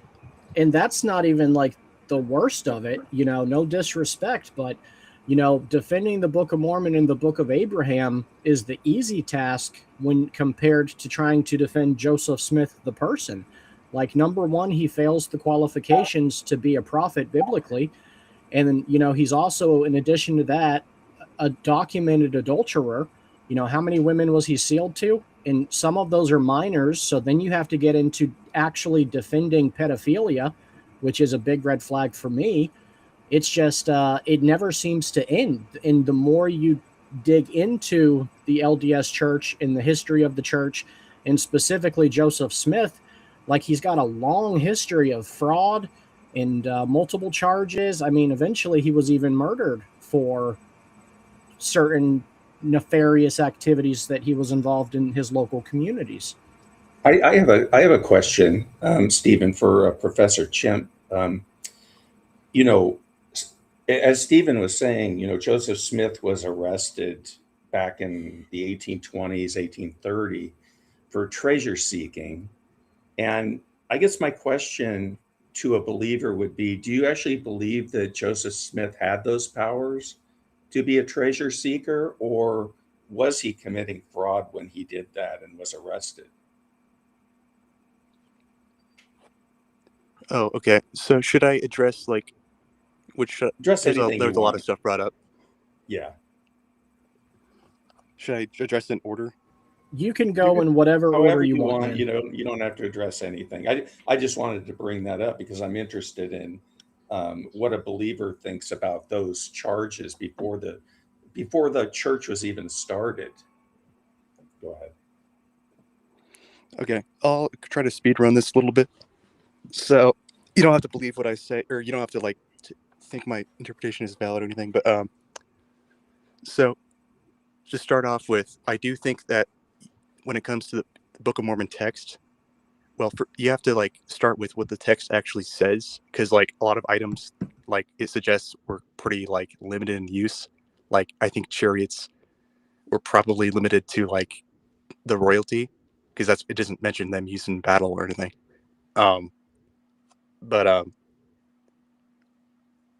So it's still a question mark, how come we haven't found it yet? But a lot of Mesoamerica, which is where I think it took place, the Book of Mormon took place, a lot of that is still there's so much that we haven't excavated and stuff like that. So it's not it might seem like a cop out, but I think there's still validity to it. But it does seem a lot more like a cop out if you are ignoring at least 70% of alleged anachronisms since publication have been vindicated. People used to say that shields and cement were anachronistic, but we know that now archaeology attests for that. And then what else? I think Dustin, no disrespect, but you did mention that there's a perceived shift where they're oh, because Gomorrah has been excavated, and we haven't found any evidence, therefore it must be in somewhere else. I'm pretty sure I'd have to look at the chronology better, but the timeline better. But I'm pretty sure that John Sorensen was already putting forward his Mesoamerican model in the 50s, which I'm not sure how much archaeology has been done on the Gomorrah since then. But what else? Oh, should I go to the treasure digger thing? Yeah, go for it. Sorry, I'm just I've got a response, but go ahead, go for the treasure digging. Yeah, like I said, this is totally valid discussion. This is one of the stronger points for this is I think this is anachronisms are one of the strongest criticisms. But for the treasure digging thing, I do think that he did have a seer stone and he could find lost objects. Whether he was actually we pretty much, well, I think there's at least a dozen reported digs that he treasure digs that he was with. I don't know how credible those are, but I think what you're referring to is the 1826 glass looking hearing, which he was there's contradictions to whether he was acquitted or not, but a lot of them are like later accounts from antagonistic sources that contradict themselves. So I take that with a grain of salt. But the earliest sources, including Oliver Cowdery, who is known for being honest by non-members, said that he was acquitted. So whether he, I don't think he was duping anybody, but like, did he think he had treasure-seeking abilities? I don't know, because like he said that he voiced doubt when he was getting hired for treasure digging by Josiah Stoll. But just to repeat what I said, did he have abilities to find lost objects? I would say probably. Treasure, I don't think so. But sorry, that was kind of a ramble. But Do you know if there's any documented cases of him finding anything? well, he did get apparently he got a reputation for finding lost objects, but and that's why he was hired by Josiah Stoll to find a silver mine. But he did voice doubt that he wouldn't find anything. But then Josiah insisted, and then after a couple months, Joseph was like, "Hey, I don't think this is working, bro." So like, I guess you could possibly argue that he was dragging it out to make money. Like maybe you could say that, but like he was acquitted he was overwhelmingly likely to be to have been acquitted by the 1826 hearing. So Yeah, I guess my response to that would be kind of twofold. One is for Big Bad Mama. Like when I joined, I knew about that. That never bothered me personally, because just historically in America, treasure digging was a thing. Right. And I mean, people use dowsing rods, and in kind of the culture of that day where you have the Jehovah's Witnesses and the Seventh-day Adventists, kind of all cropping up within, a few decades of each other within the same region of America, right? This was kind of a common practice. And there was a lot of like, I guess what we would call today folk magic involving treasure digging. Right. So the treasure digging never bothered me. Whether or not he was like intentionally a con artist, I would argue that argument doesn't hold weight with me, simply because we can look at like stronger points, in my opinion, of like him being sealed to minors and him being caught having sex with a minor, Fanny Alger, in a barn, right? Like I think those are stronger cases against Joseph Smith than, treasure digging, which was a more commonly held practice in that day of age. But I mean, my response to like Professor Chimp for like chariots being used in among royalty in Mesoamerica is I've been to Peru. I spent a few months in Peru, and I know people from South American countries, and the Aztecs, the Mayans, the Incans. There's been heavy excavation done by multiple cultures within South America, and conveniently nobody has found evidence of royalty using chariots. They found evidence of royalty. They found royal burial tombs, but there's no evidence of chariots being used. Nor are there, even to this day, there's still not evidence of horses. So that would be my counter argument to that. I mean, this is something that, if you ever have the time, you can, go and just kind of check out online and see what the Peruvians have done. You'll probably encounter the ancient alien rabbit hole, because while they didn't find chariots or horses, they did find, people buried with sculptures that look like people are in spaceships or like time capsules or things like that. They did find that, and there's a lot of discussion on what that is, but there's no evidence of chariots existing. Now, I want Big Bad Mama to reiterate his question, but just briefly, I want to point out that when he was employed by Josiah, they were actually looking for an entire silver mine.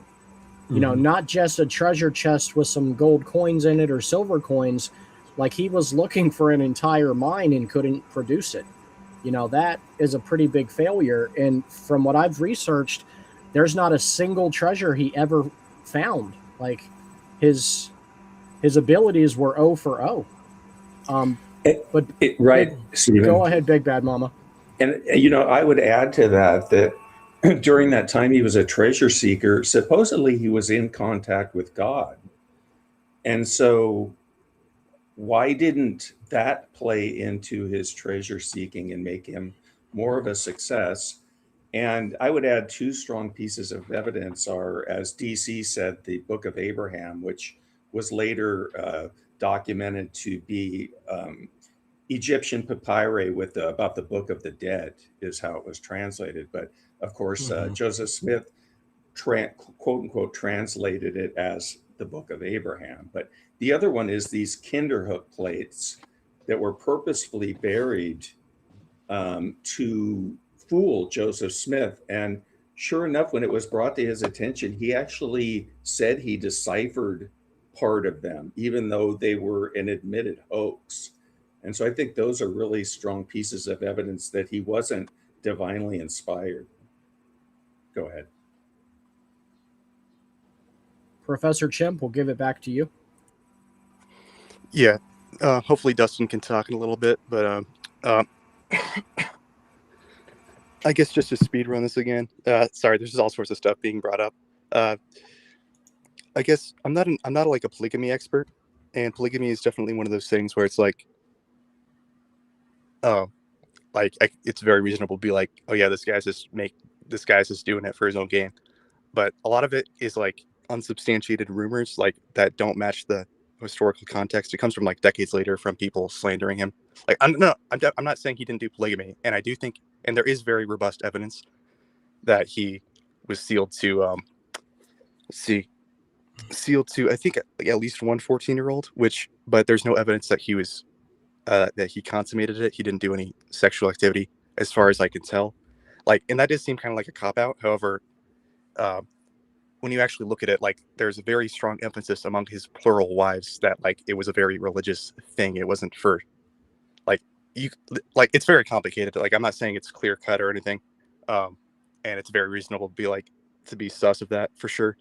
But including the barn story, a lot of that is just like exaggerated stuff. It's not just my word. There's like historical hermeneutics you can use to like determine that it's very questionable. But not to diss you, Diamond Dave. Well, not at all. I'm going off of the Gospel Topics essays on the LDS Church website. Oh, good. I mean, I do have to say, though, like, as a father, now I don't have a daughter, okay? I have 4 sons, but I don't know that I would be any less angry and wanting to take a baseball bat to a man, whether he was sleeping with my 14-year-old daughter or just sealing himself to my 14-year-old daughter. Like, either way, I find that to be a creepy enough offense to try to find him with a Louisville Slugger. But well, exactly. I mean, I'm modern. No, and I mean, if that's the defense. Well, I mean, I've heard the argument in the church when I was a member that, like, well, there's no proof that Joseph Smith consummated because there's no progeny, there's no children, right? Well, by that logic, you could argue me and my wife are not married because guess what? We use contraception. We don't want to have kids right now. And we may not have kids. I have kids from past relationships, right? So, I mean, if you use that argument that, oh, well, we're not actually married, even though there's like actual documented evidence that we are married just because we don't have kids, right? That argument I've heard, and to me, that just doesn't hold weight from lived experience, right? It's entirely possible, even with natural family planning around the woman's menstrual cycle, it's entirely possible to consummate a marriage and still not produce children. Well, I mean, he claimed to be a prophet from God, but the biblical formula for marriage is consummation. But we'll get right back to you, Professor Chimp. I want to give it to Dustin because Dustin, I believe you were the one who told me about the barn incident. Wasn't that just last night? Yeah, I mentioned that last night. And I just want to point out, and this is not an attack. This is just becoming aware of things. There will always be a workaround from someone that wants to maintain their faith and belief in the Mormon church. You'll find a worker. Oh, there's no children, so clearly they didn't have sex. Well, Diamond Dave just gave a very honest debunk of that. You know, just based off that fact alone, you can't prove either way. But the whole point the whole reason that the printing press, and I didn't find out about this till later, right, when you start to do the research, the whole reason the printing press was burned down was because people were going to publish these things about Joseph Smith that painted him in an honest light. And so he burned it down, and then he gets summoned to the court, and the court, reprimands. Just because you have a disagreement with the guy or you don't like what he's going to publish doesn't give you right to burn it down. Now, take that in context here. Whether it's true or not, we have a prophet of God that burned down a printing press because he didn't like what someone was saying. That is factual history. Now, you can justify it or whatever reason you want to uphold a belief, but the fact remains this prophet of God burned down according to the Mormon Church, burned down a printing press. He also was chased and killed by an angry mob. And who were in that angry mob? They were farmers that were defrauded by Joseph Smith gold digging because he kept claiming that he was. What's that? Oh, sorry. Oh, no. Just want to make sure you didn't want to say something. But and then it was men that Joseph Smith sent on missions, married their wives. What is that called? Polyandry or something like that? Where he married their wife behind the man's back because the woman was already married. So it's woman having multiple husbands. And then those husbands come back and then they would find out what Joseph Smith did. And then they were angry. So like I said, where maybe it might be a better question to ask yourself. And I haven't thought about this before, but maybe this is a better approach to anyone that is looking at, the validity of the Mormon Church. What part of the church can you look at that isn't attacked? And I don't mean this because as a member, I was always told that, this is Satan just trying to attack God's one true church. That is a cult tactic to get you in line with this. So remove that protective structure and say, what part of Joseph Smith history can we look at that he doesn't have to defend himself? What part of the Book of Mormon we don't have to, sit here and make up some story of why Deutero-Isaiah after chapter 33, Isaiah wrote Isaiah 1 through 33, but then it was added the chapters after that 200 years later that's found in the Book of Mormon. How did those end up in the Book of Mormon when Lehi left 200 years before? Like pick a spot, the long entering of Mark, the horses in North America, the battles with no evidence, the DNA with no evidence. This is what I'm saying is find a spot that you don't have to defend. That's where, to me, it was like, okay, that is way too much. I personally don't need as much information that shows that it's a fraudulent thing as what is out there. But at some point, it just became clear, like it's very, very clear. I mean, even Joseph Smith, it constantly had to change the Book of Abraham or the Book of Moses or the Book of Mormon because his ideologies changed.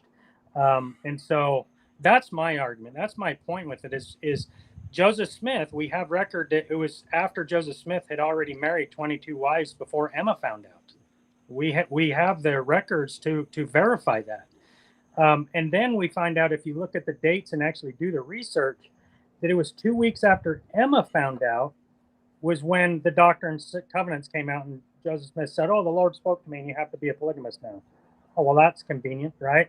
So you can't look anywhere in the history of the church, in the Book of Mormon, in the Book of Abraham. You know what's interesting? I didn't realize this until just last year when I was learning more about this, that the doctrine has been removed of the Doctrine and Covenants. It's just covenants now. It's the doctrine just doesn't exist anymore. It's been removed. Going to I just want to jump in quick because going to that point of like the doctrine's been removed, historically, the reason why Mormonism needed to exist and why Joseph Smith needed to, was called by God to be a prophet and restore the LDS church, Christ's church on earth, was because the church was in apostasy, right? And that's why, as a member, I've heard this beaten into my head, Dustin has too. We believe in the Bible so long as the Bible is translated correctly, right? That statement of itself as a non-Christian doesn't make sense with the church trying to be more mainstream Christian. Because you ask Stephen, or even an atheist like Big Bad Mama, you ask anybody, right? What do Christians believe? They believe in the Bible, right? So how does the Mormon church, and this is just the most basic of things in my opinion, the Mormon church starts off with the Bible was, not fully translated correctly. There are errors in the Bible, and that, the wisdom of Christ was lost somehow and was restored through Joseph Smith. But now the LDS church is backing away from the word Mormon. They're taking down, like Dustin said, and I've seen this too, where the angel Moronis on Google Maps are now starting to become crosses, which in the 60s and 70s, you could not wear a cross, right? There's I forget who said it, but there was a conference talk on that, right? To now it's acceptable to wear crosses, and now they're going mainstream Christian and they want to be seen as Christian. But in order to do that, you have to believe in the Bible fully in its entirety. Go ahead, Big Bad Mama, and then we'll get to Professor Chimp. I just want to add to what Go ahead, Dave DC. said. Is the whole thing about as far as it is translated correctly, again, another evidence of where Joseph Smith gets his source from. I don't know if you've heard of the Adam Clark Bible commentary, but Adam Clark created this whole Bible commentary where his whole theme of everything he created before Joseph Smith did anything was about things that were removed out of the Bible that he believed needed to be put back in. And so he would go through and edit the Bible and add things that he thought were removed. You guys hear a bunch of noise? Oh, he's crashing.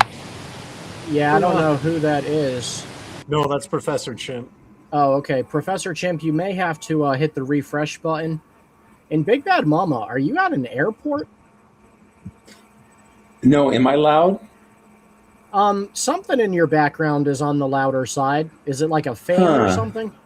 Yeah, I mean, let me see if it works here. It sounds like you're getting further away from it. Oh, Yeah, that's great. That's way better.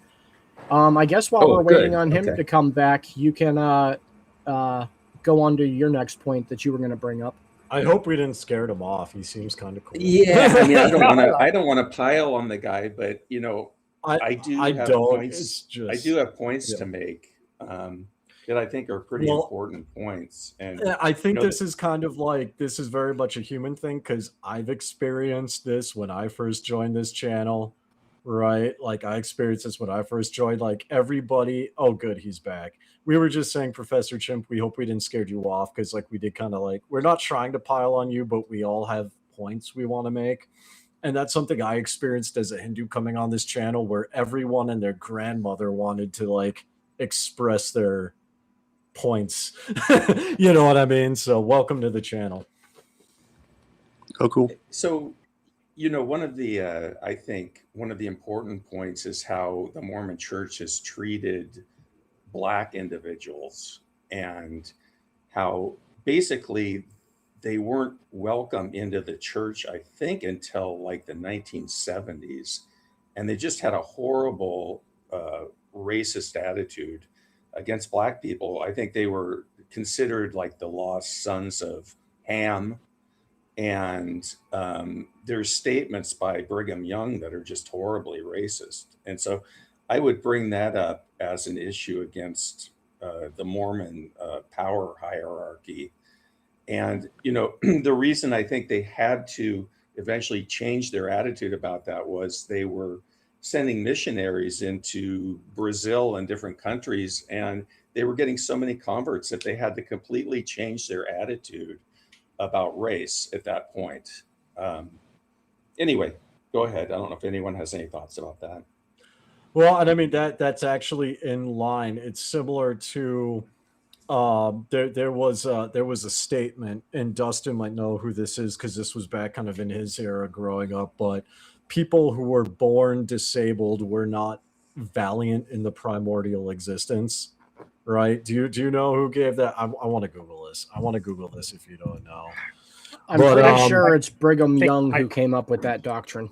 No, I it think was like that in McConkie or something that might have said yeah, that. I want to say it was like recently. It was more modern. It was like 70s or 80s or something like that. And then they backtracked it. And I then was now, taught the same thing. That was what I was yeah, believed. originally people who were born disabled were not valiant in the primordial existence. But now, like when I joined, and I didn't know that until after I left. But when I joined, I had heard that, you know, people who are disabled, they were in fact valiant, and it's almost a mercy upon them because God will not hold them accountable because they were born disabled. So it's a complete shift. That's what I've heard. But yeah, go ahead, Professor Chimp. We'll give you the floor for as long as you'd like. We'll try to give you equal time. We'll try to give you 50% of the time since you're outnumbered tonight. But hopefully more LDS members come and join the panel.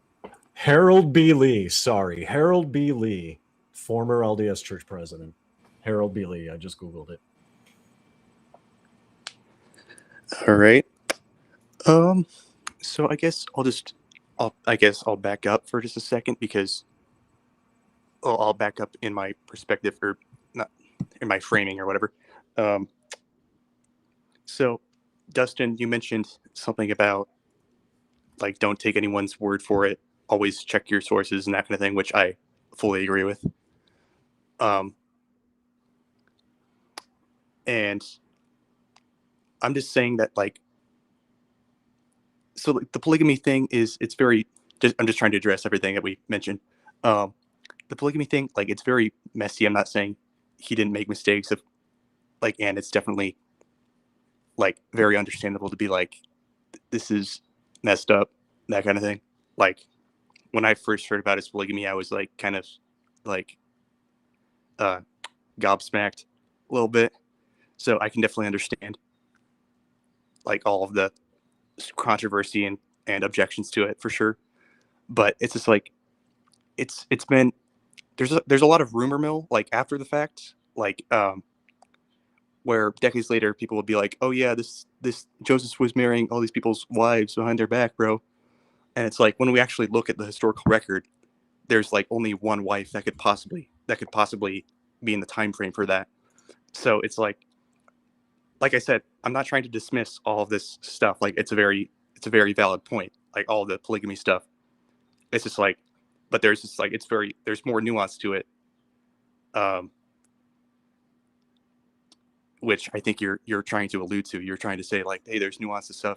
Always check your sources, which I respect. And then what else? Let's see. So Big Bad Mama, you mentioned something about, you mentioned, hey, if he was a prophet of God, if he was inspired, then why didn't he find treasure? Which is, yeah, that's a fair question. I do think it's a similar case in that, obviously it's pretty nuanced and complex, but I think it's pretty well established that he had a gift for, or like he had a reputation for finding lost objects. Not necessarily treasure, but it's like objects that people lost. And then what's his name? Stephen, you said, he was O for O because he didn't find the silver mine. Well, I did mention that he said that he, after the fact, he did express that he voiced his doubt that he would find anything, or no, he would find specifically the silver mine, but Josiah insisted on him joining anyway. I mean, I guess you could say that implicates him, I guess, but like at the same time, like the hearing, he was acquitted. It's almost certain that he was acquitted by the hearing. So, am I rambling? No, you're not. No. I mean, my point wasn't just specifically that he couldn't locate the whole silver mine, which you would think would be easier to find than just like a treasure chest of gold, but it was that he's never been reported to have found anything, and he's supposed to be led by a supernatural God. But my biggest critique is really not that. It's that the LDS claim is that the Book of Mormon kind of helps prompt up and correct the Bible, but the Bible isn't the one with all the issues of horse isn't really horse, chariot's not really chariot, gold isn't necessarily gold, iron doesn't really mean iron. Like, if anything, it seems like the Book of Mormon has to rely on a lot more, and not necessarily nuance, but yeah, like cop-outs than the Bible does. I just don't see how the Book of Mormon helps prompt up the Bible at all. It seems the exact opposite. Yeah, I think that's a fair point. So just real quick, I'll address the treasure thing. I mean, I guess that is the treasure thing is under the assumption that Joseph was claiming to have this power, when I don't think he necessarily was saying that. That might be more of a rumor mill thing. I think he probably did have an ability for finding lost objects, but not necessarily the treasure. Because like that was the entire point of the hearing, was like, hey, did you scam this guy by saying you said you could find treasure? And then he was acquitted by that. Did he find any objects? I think he found the golden plates, that's for sure. Like we have 19 witnesses that like are so consistent in their testimonies that we can literally reconstruct the alloy that was used, like with depletion gilding. Weren't like over half of the witnesses family members, like of close relation? Yeah, but I don't think that's necessarily an issue. Like you could argue there's bias there, maybe. I mean, it just seems Joseph like it Smith keeps piling on. I'm sorry, Stephen. No, go ahead, Big Bad Mama. Well, I was just going to say, Joseph Smith claimed that his first contact with God it's the first vision. It was in 1820 when he was 14 years old. So this would have been before he became the treasure seeker. So, I think that would still apply to when he was seeking treasure and claiming that he could do that. He was already in contact with God at that point. Oh, yeah. I think he was in contact with God, and I think he probably had a supernatural ability to find stuff, but I don't think he was like a treasure. Well, I'm not sure how substantiated well, he said that he voiced doubt and that he was acquitted from that. No, he was specifically acquitted from frauding the guy, saying that he could claim treasure. So they established that he did not claim to have, he didn't claim, I can find this. Actually, and then he never did. That was acquitted. Court hearing, if you actually want to read it, he wasn't acquitted because he wasn't found being guilty. He was acquitted because the court decided, because Joseph Smith said, I won't do this ever again.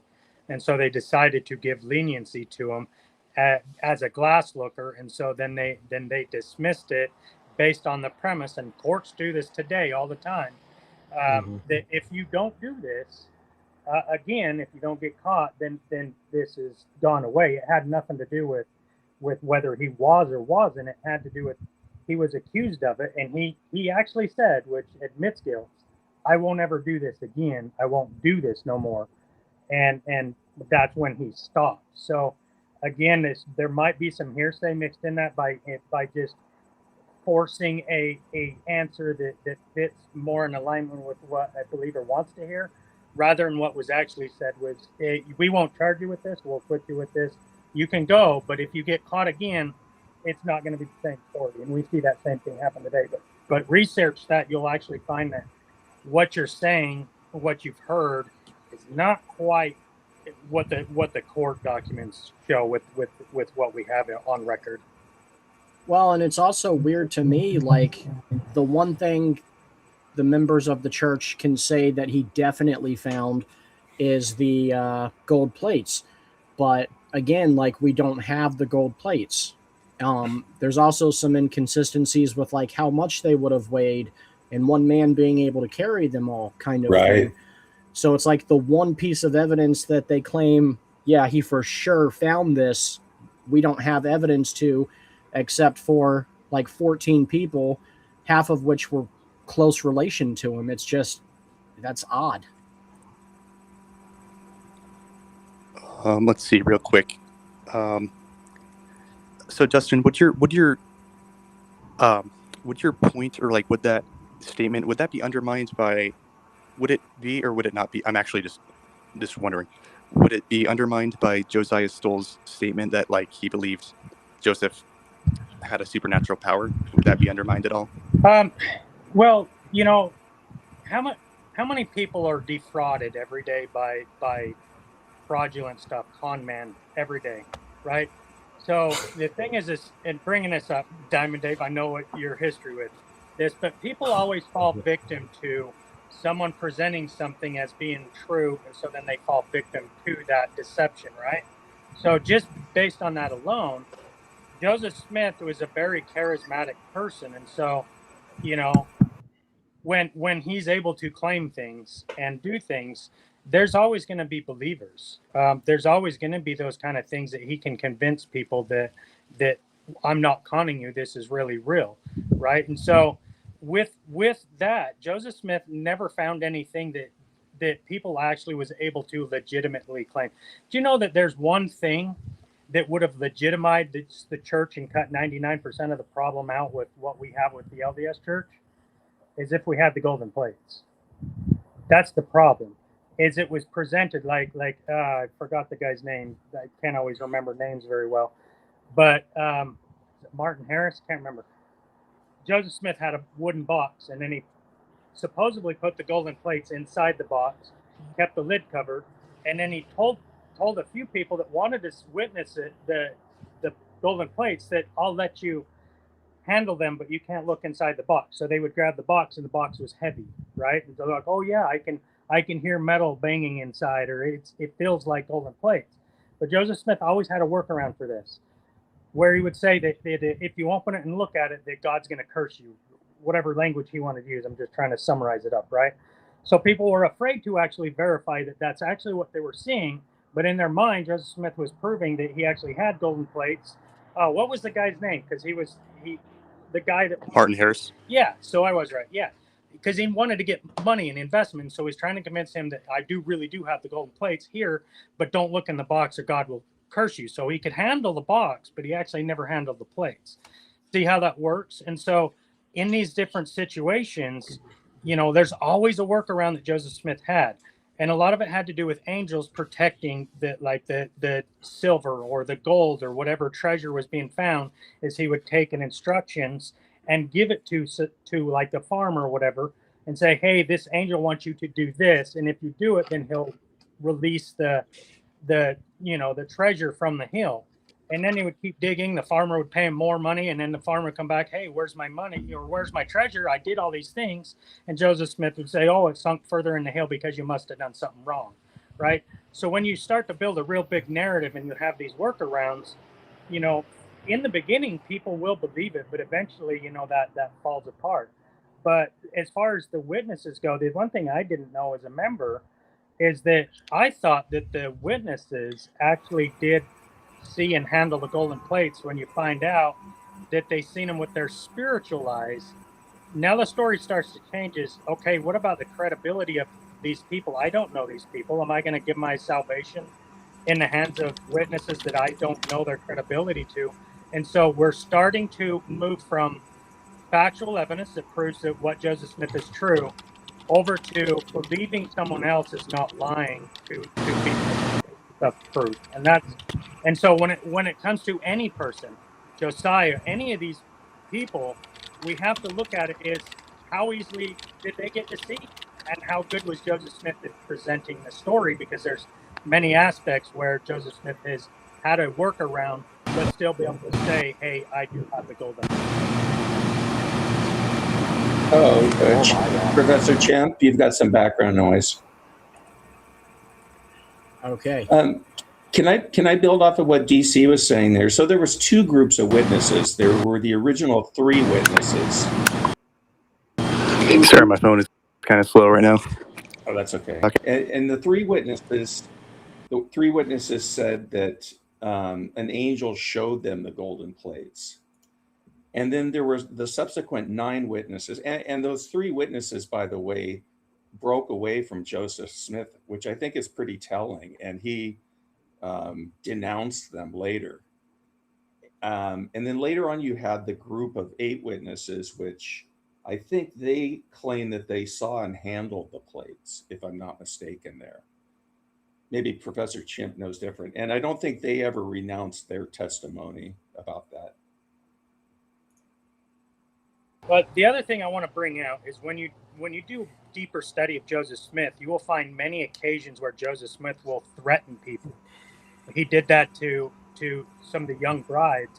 I forgot her name, but he threatened her, if you don't marry me, then your family's not going to receive salvation and you'll end up in hell. Lucy, she was the one. Yeah, that's Lucy, I believe, the 16-year-old. And he told her that she had 24 hours to decide whether or not she wanted to be sealed to him. And this is after he sent her father away on a mission and took a couple of the older girls into his household and told her that if she didn't seal herself to him, then the gates of heaven would be closed off to her. Now, that is an incredible amount of weight on a 16-year-old girl. I mean, especially if you think that your family's salvation is reliant on you being sealed to this man. Like, what 16-year-old girl wouldn't seal herself to him? Like, that's grooming all day. And I just bring that up because when we're talking about the credibility of the witnesses, since we know Joseph Smith has done this to other people, could he have not done the same thing to some of these people that never renounced it? Right? Is you have to ask that question. Were they threatened by a guy that has a history of threatening people, that has burned down a printing press, that was gathering a militia? Well, I mean, on the flip side, it could be that, but it could also be the flip side of, like, someone in like my situation, right? Like when I joined the church, I didn't fully understand it. And I had issues with the concept of mercy and forgiveness because those are not present in Hinduism. But the system benefited me, right? It was a mutually beneficial arrangement. So if I got people backing me, I'm going to back them, even though I may not know entirely what's going on. Yeah, I'll back somebody, if I'm getting money and, I'm getting promoted and all these things. So it could also be, there may be the human dynamic of that, where sure, some of the witnesses could have been threatened. It's also possible that some of the witnesses benefited from their close proximity to Joseph Smith because, some of them had multiple wives and, were granted multiple sealings by Joseph Smith, right? So, I mean, I'm going to be honest. Back in that day, if I'm curious about the church, right, I'm getting wives left and right, and I'm making money alongside Joseph Smith, yeah, I'm going to support him. Right? So, I mean, it could be that too.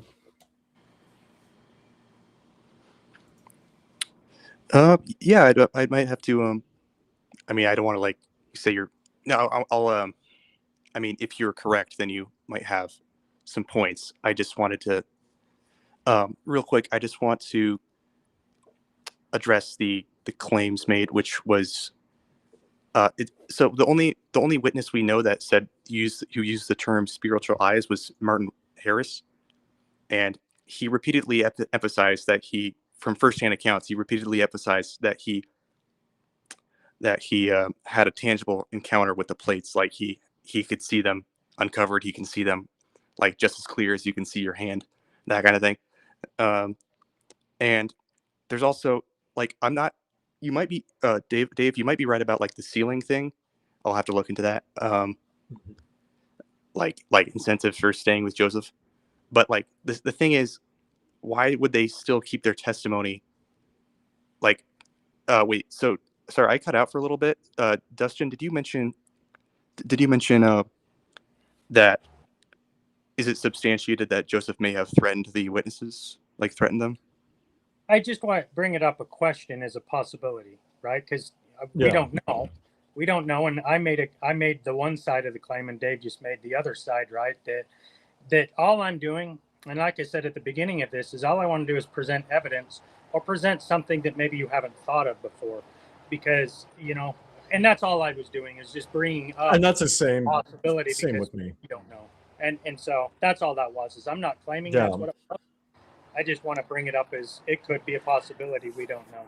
Yeah, I and mean, I'm going to be honest, like I posted in the private chat a blog I wrote when I was like an actual active member of the church, and like it was actually like shared by Elder Halverson when I was living in Provo, who I guess his father was like the candy bomber in like World War II. He's a Mormon, very famous guy, right? So like a bunch of people in my ward read it and liked it, right? So I mean, you could check it out. And I mean, I went pretty hard into like my thoughts and my experience from when I joined, you know.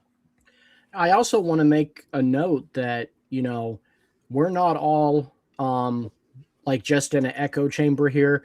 I'm Hebrew and Christian. Dustin grew up and was raised in the church 40 plus years. Diamond Dave is Hindu, and Big Bad Mama is as atheist as they come. So like, we're not even just all repeating the same thing we heard from our Protestant churches growing up. We all come from starkly different backgrounds.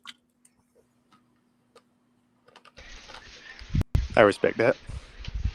Oh, and look, we have the token black man here too now. Hey, I gotta help Brother Cody. Stephen get. Hello? How's it going, man? Don't worry, you can join the priesthood now. Yeah, you could join the priesthood now. You could be just as white and delightsome as me. Nah, I'm just here to help Brother Stephen meet his DEI requirements so you can get that check. Good people, good people.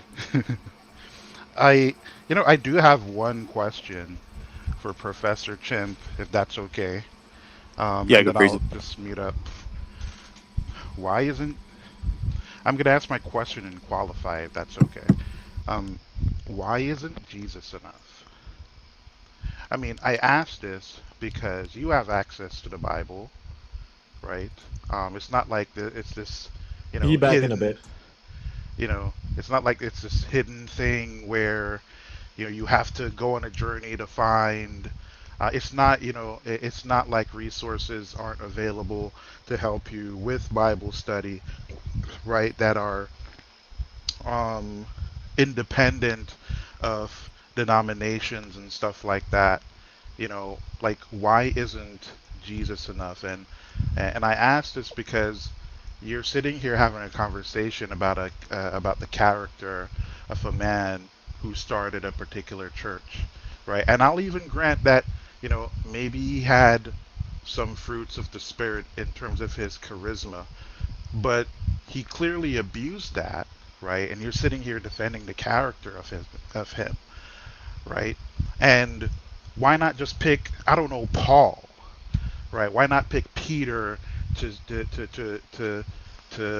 affiliate or associate yourself with if you want to pick a human character, right? But all I'm saying is, why isn't Jesus Christ enough, considering all of what he has done on the cross for you? Good question. I would say, so your main question is, why isn't Jesus enough? I would say, I think the restored gospel is how you accept Jesus, like through the keys, the priesthood keys. Obviously, this is if you accept. I think it's in line with the revealed text through the Old and New Testaments that you need priesthood keys in order to accept. Like, no, grace always applies to you no matter what, like unconditionally. Grace always does. But in order to accept Jesus fully, you need to have the keys of the priesthood. Okay. If would you I don't know if you'd agree with me that Jesus is God, right? But God incarnated, comes to earth as a man, lives as a man. He knows what it feels like to be a man, right? And so he also taught us in a way and gave specific instructions about what he has to offer.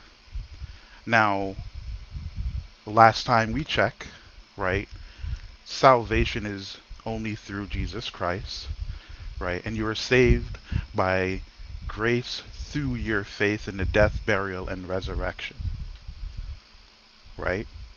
That's all he said, to be saved, right?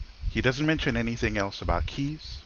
He doesn't mention anything else about any other what any other person has to do for you, right? Even if it's a situation where you say, "Hey, you know what? Maybe I just want to, I want to worship God somewhere." Well, the Lord told the woman at the well that she can worship, God from anywhere they want.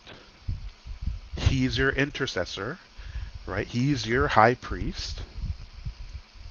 So if he's taken all of these roles for you, including dying for you, and made it clear that all you need to do is have faith in his work in order to receive the gift of eternal life, right? Why risk it by taking extra steps that he didn't provide? Now, I'm not going to bring up the fact that in Revelation that we aren't supposed to add to the text, right? I'm going to ignore that. But I'm just saying, functionally, from a covenant perspective, right? The only thing you need is laid out in terms of what you need to do to become in covenant with God. So why is it that you need someone extra that has extra ideas to come in covenant with God? Not only that, there are ideas that are contradictory to what God himself says to us in terms of what we have to do to come in covenant. Go ahead. So I guess this actually kind of leads into the final question I wanted to offer to the chat here, which was, well, I know like Big Bad Mama is atheist, but I was going to say, like, why do you believe the gospel in the first place? Like, why do you believe Jesus is God? I think it's because, or like, my answer is, I think it's because of you've evaluated the evidence, such as like the resurrection, but you've also had like a personal experience where God testified to you of the truth. And I think that applies with, like, don't get me wrong, there's like some very fair questions that have been brought up, and very fair criticisms, like why you shouldn't believe in this or the restored gospel specifically. But I think um there is evidence, and people do have direct experiences with God. I guess I'm not, well, so I'm just saying that that establishes that, well, I think the contradictions to the scripture are somewhat minimal. Like, there's room for that interpretation, but I don't think it's like a lethal blow. But I'm just saying that I think it is in harmony with the gospel for the most part. I mean, respectfully, God gave us the gospel message himself. So if God gave us the message himself, why are we adding to it in order to have a relationship with him? And he's made it easy, right? This is not even Adam and Eve, going to eat from the tree of life where you got to actually do something necessarily, right? All he wants you to do is to have faith in the work that he has done for you in Calvary, right? Believe and be baptized. So, you're not really answering my question. Like, if it's a situation where you know these things, you believe what God has said to you to be true, why is it that you are listening to a man who, for all you know, right, you don't know exactly, his intentions. You don't know his heart because there's no direct witness to him or for him that which is divine. And Christ has made it clear, through his disciples that any man that tells you anything else that is outside of the gospel, right, are liars. You should not believe them. Listen, if you Can believe I Jesus, jump in and add something here? yeah, I'm going to just say one more thing and I'll let you go. All I'm saying is, if you value salvation, right? If you know that it is a risk to add to your relationship with God, right? Why take the risk? It's, and I'm asking you these questions because I want you to think and consider looking at the gospel message as it comes from God, from a lens that is independent of, you know, any biases that you might have. That's kind of what I'm leading up to. I'm not like trying to grill you. I'm trying to get you to think. Go ahead, BBM. I'm sorry. Well, no, that's okay. I just wanted to add that,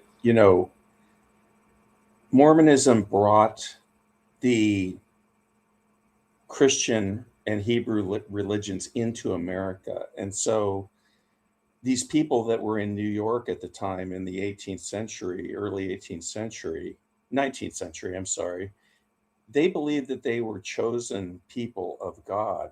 And so that has a special feeling to it when people believe that. And they stayed together as a group because of those feelings that they had.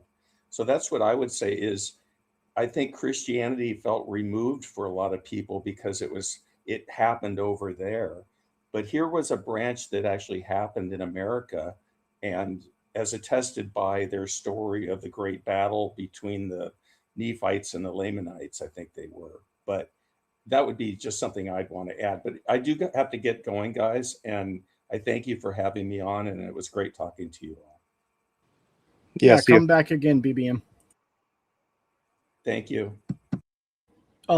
If I could answer the question from Professor Chemp, now I'm speaking for myself here, but I'm naturally a very skeptical person, and I want evidence.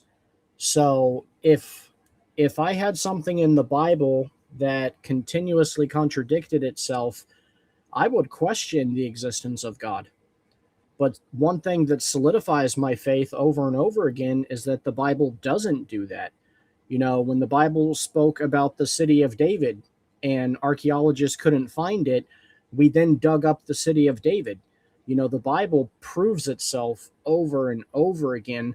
And I can't think of a single place in scripture where we have to say, the Red Sea crossing wasn't really a sea, but it was a puddle, or, Noah's Ark wasn't really a boat that saved 8 people and all the animals. Like, I don't have to do those things. If I did, I would have serious reservations with believing in God. Like, I wouldn't believe in God because I tested it, and at that point he would have failed. But I've never come across that case. I mean, does that ever concern you? Is there anything in the back of your mind that says, hey, I have to make a lot of exceptions for the Book of Mormon?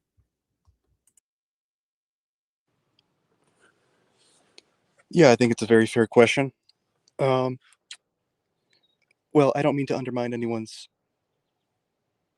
beliefs or anything, but it is very well established that the Bible does have contradictions.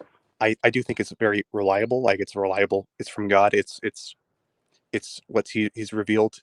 It is inspired. It is, a lot of it is, like almost all of it is correct. I do think there are errors in it, but those are Can you point one human out errors, for not me? God's errors. Huh? Could you point? Well, you said there's errors in the Bible. Could you point one out for me? Well, I mean, I think isn't there a contradiction where it says you saw no form, like in Exodus, or uh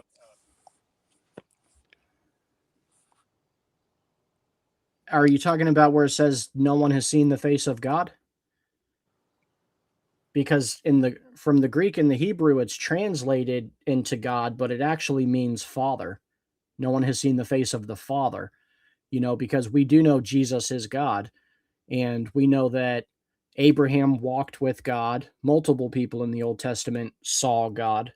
So if that's the biggest contradiction you have, I would just say a quick search of the ancient language would clear that right up.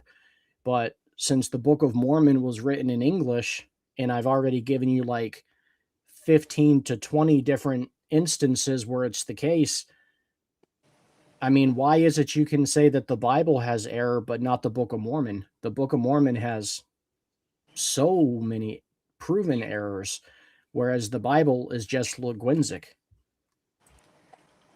Can I add to that, Stephen, real quick? Is Saturday we're having this debate, and I'm going to bring up a couple of these issues because what you said is exactly right. Is a lot of what is in the Bible would be considered when someone like saying that the Bible has contradiction is usually just erred on the side of just a misunderstanding or misinterpretation. Whereas when it comes to the Book of Mormon, I mean, the list of anachronisms, the list of things that don't belong, like if you take an honest look at the Book of Mormon, it is most definitely 100% a 19th century creation. The stuff that's contained in there should not belong, but yet it does. Even just the whole maybe you're not aware of this, but even the concept of a book didn't exist. That wasn't even invented at the time Lehi left Jerusalem. So the idea of having golden plates, that's a whole nother issue because they were on scrolls. Nobody put scriptures on golden plates for preservation.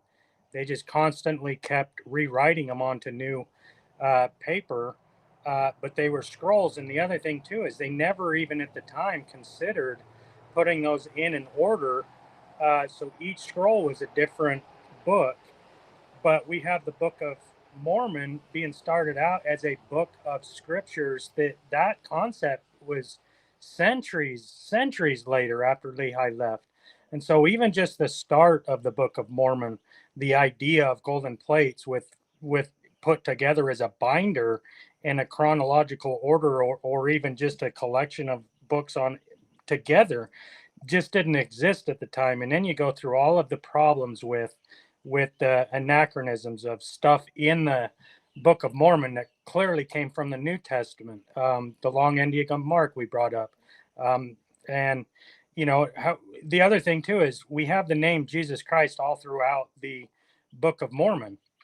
And the irony of that is Jesus is Latin and Christ, if I'm correct, is like a Greek translation of Mashiach, which is Hebrew. Mashiach, yeah. Yeah. So we're thanks, Rodin. Thanks is because we have all these anachronisms. Why do we have a Greek and a Latin word and a term that was created after Jesus, found in the Book of Mormon before even the people of the time even had anything to do with it? And so, and I'm not going to lay out everything, but it just continues. We have anachronisms. We have things that don't belong. We have, civilizations that there's no record of. We have language, the whole language system, like the Book of Mormon teaches. Like I remember this from, studying so many years that the Book of Mormon puts heavy emphasis on that even Jesus and that says in the Book of Mormon, go and study your scriptures. Well, I'm sorry, but that wasn't a thing at the time. Not everybody was educated at the time of this, right? If you wanted to go learn to something, you would have to go to a Sanhedrin, or you would have to go to a place where educated people could read writings. But that wasn't the case with cultures all around the world. So to imply that the Book of Mormon is telling the people of Nephites and Lamanites to go study your scriptures, again, there's that is another anachronism that doesn't fit the timeline, because that wasn't a thing. People weren't learned in the language. And so, Dustin, the book you're talking about, which at the time we referred to as a codex, that didn't even come about until we believe between the 1st and 4th century. So Nehi having access to a book would be groundbreaking. And that's the point I'm bringing up is I'm just trying to start from the beginning, just kind of step you through it. And I'm passing over hundreds of things that are just anachronistic, that don't belong. And we don't find those things in the Bible. What you do find is when someone says there's a contradiction, it can always be traced back to a different interpretation or a misunderstanding. With the Book of Mormon, however, why is it that the Book of Mormon is written in Old English? That's another thing. That how in the world does that thing happen? The golden plates, like we have Joseph Smith's journal that will have like characters next to them, and then it'll be an entire paragraph that he gives an entire description of what that word is in order, like a Reformed Egyptian, right? And so that's his explanation of how we get plates being so small but contain so much information. But my question is think about this. If that's the case, that those single characters will have like a couple times they'll have this two different names within that one character. The idea of Reformed Egyptian actually falls apart when you do a linguistic change. So if you're going from Hebrew has no vowels. It's very descriptive. It doesn't take very much wording. So to reduce Hebrew even smaller would be insane because it's already small, if that makes sense.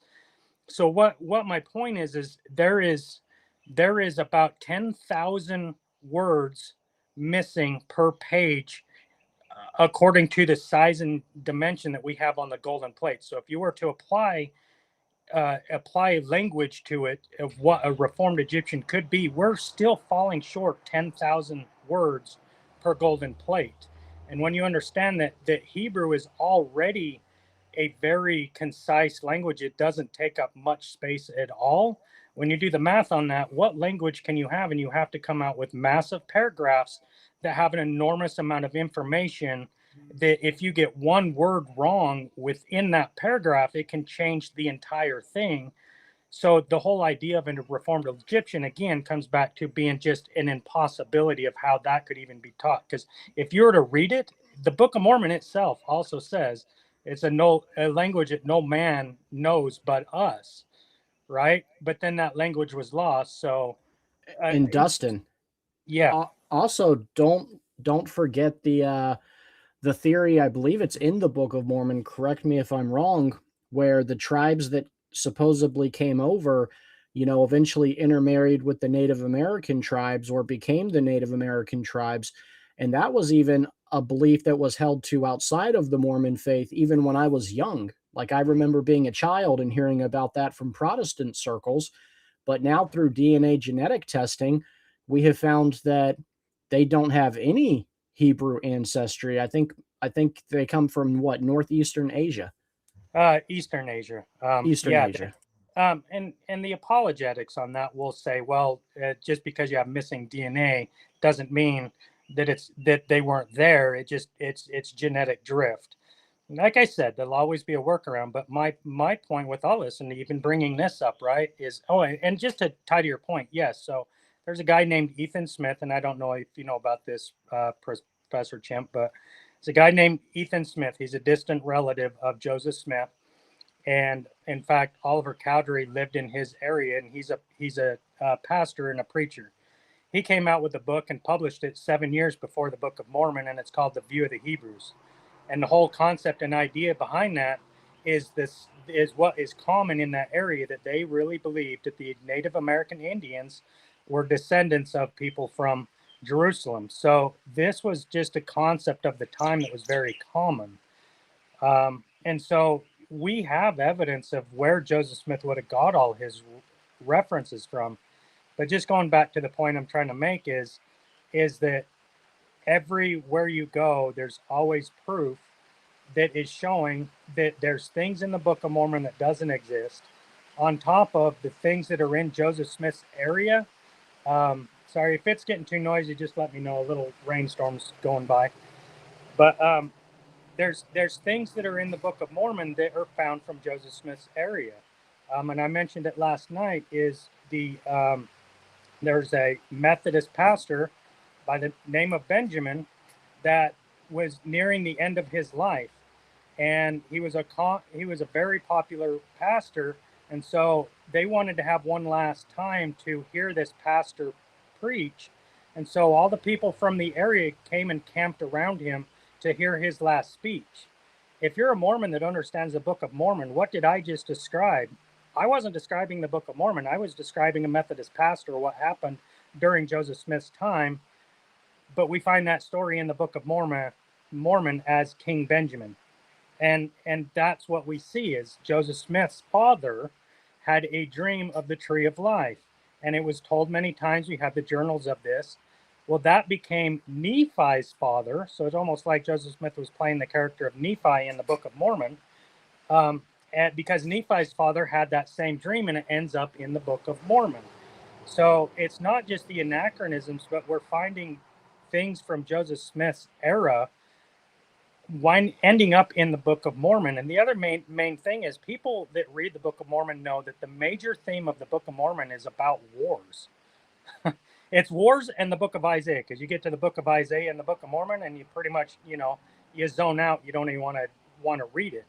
But the Book of Mormon is a book of wars. It's always Nephites fighting the Lamanites, back and forth. Well, we have at the time that Joseph Smith was a school student, we have a book called The Late War, and that book is a book written for school children to be able to learn about the wars that were going on at the time, and it was written in Old English. And if you read it, it sounds just like the Book of Mormon. It's a book of war written in Old English, King James style stuff. We have the view of the Hebrews. We have the childhood story of Captain Kidd, where that was from the 1600s, and he would go around digging for treasures, and he was a treasure hunter. Well, Captain Kidd sounds a lot like Captain Moroni, don't it? But he would go off to islands, and you can research the maps of this time off the east coast of Africa, and some of these places that he visited had the name Cumorah and Moroni, and it's a treasure hunter. So when you're adding all these things together, when you step back and look at the whole picture, it makes way more sense that the Book of Mormon is a 19th century creation, because it's full of 19th century content.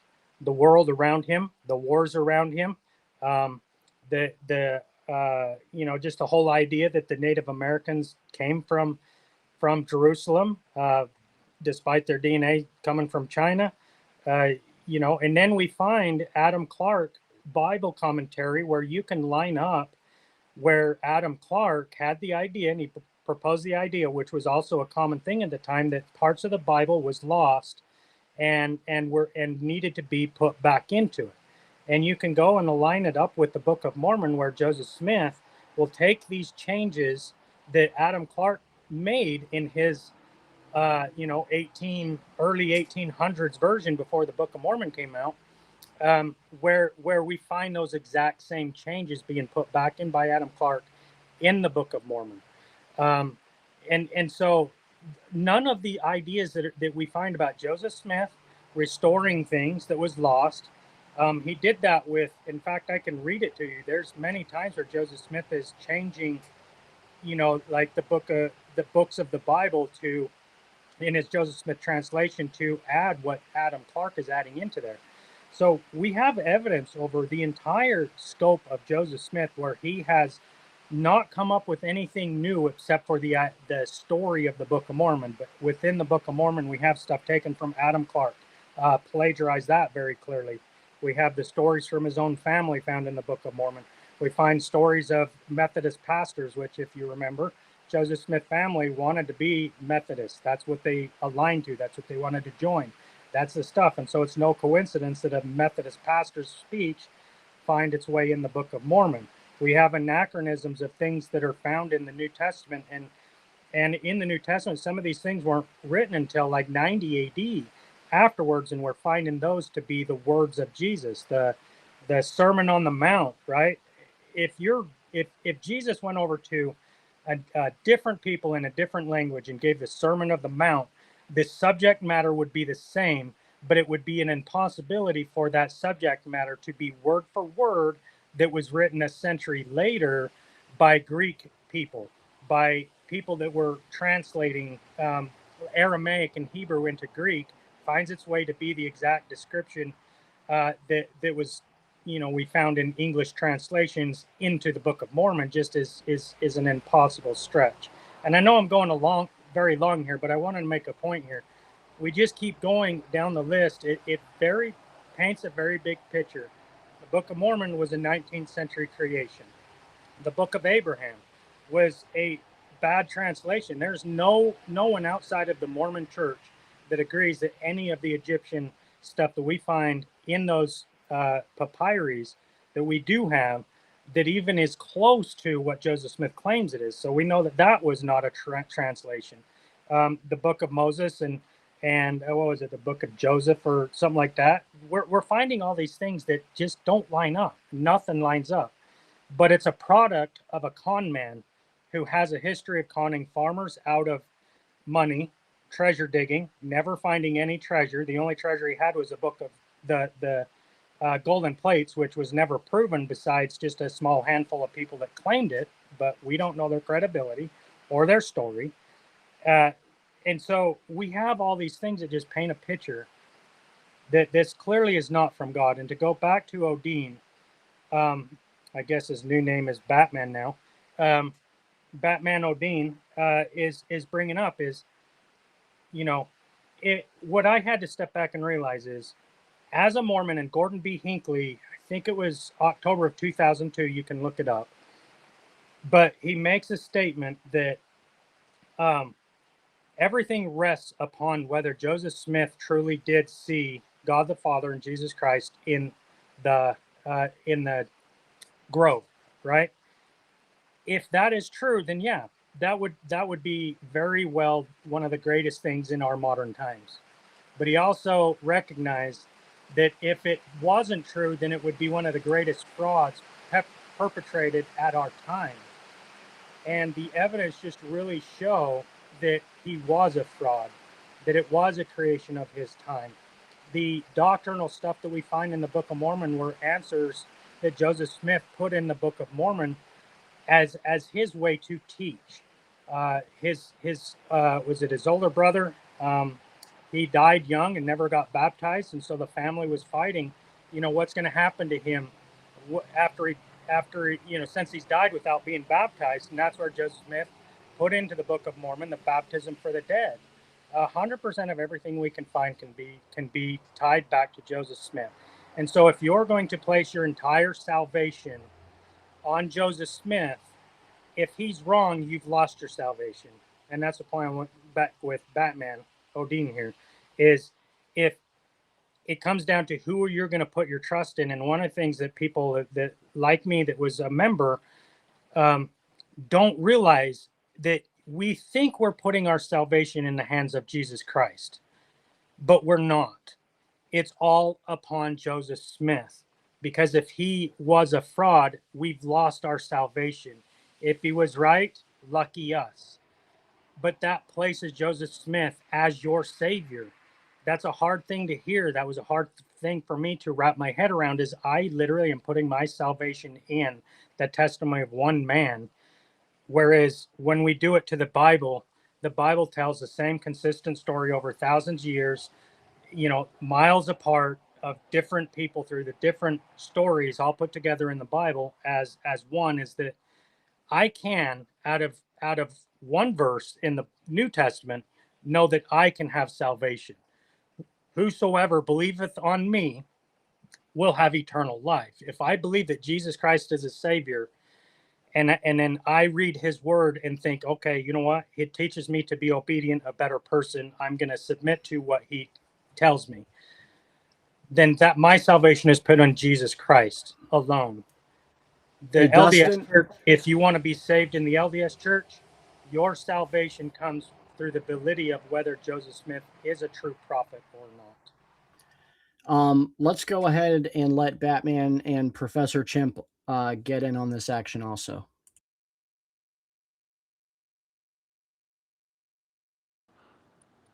Okay.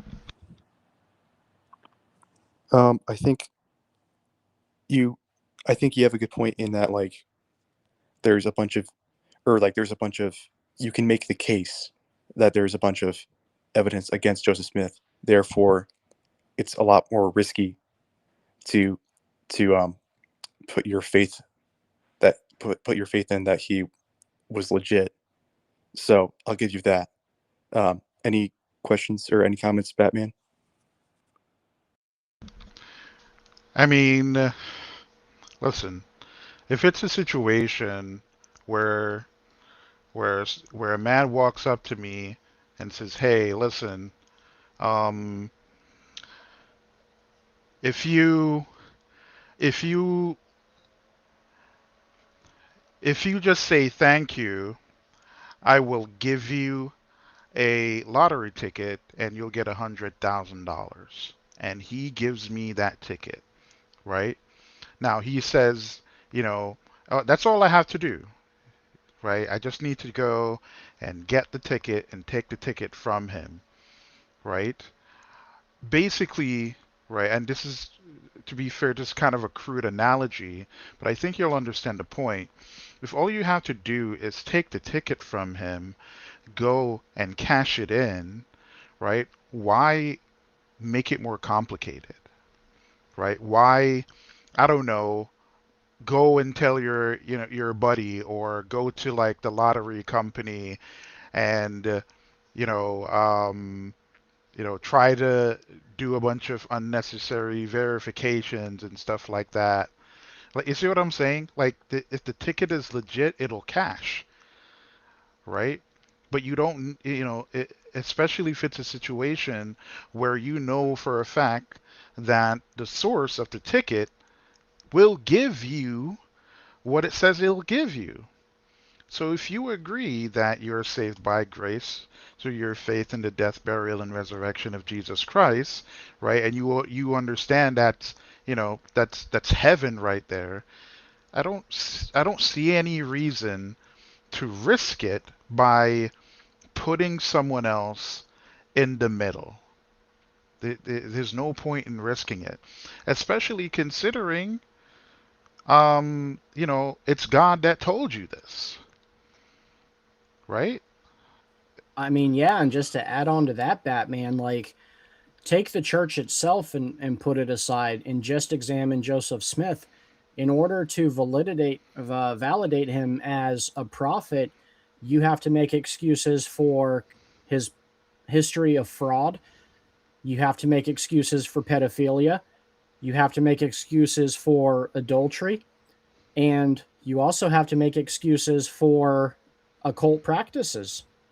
And I'm not even going to get into his ties to Masonry, but that's a lot of exceptions and excuses that you have to make for the prophet of the church. Like, you can take someone like Moses. Yeah, Moses murdered someone.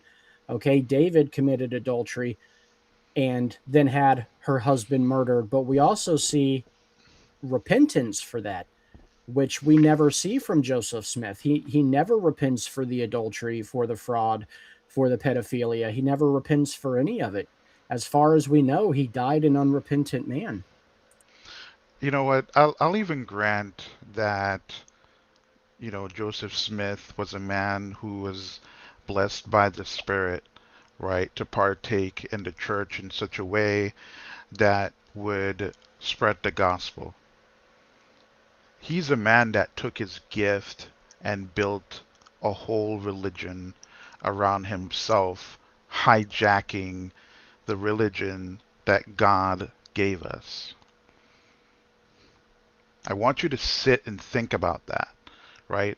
If God says that salvation is through Jesus Christ and through Jesus Christ alone, right? And then a man comes and says, "Hey, listen, um, you know, what God tells you is not really the case.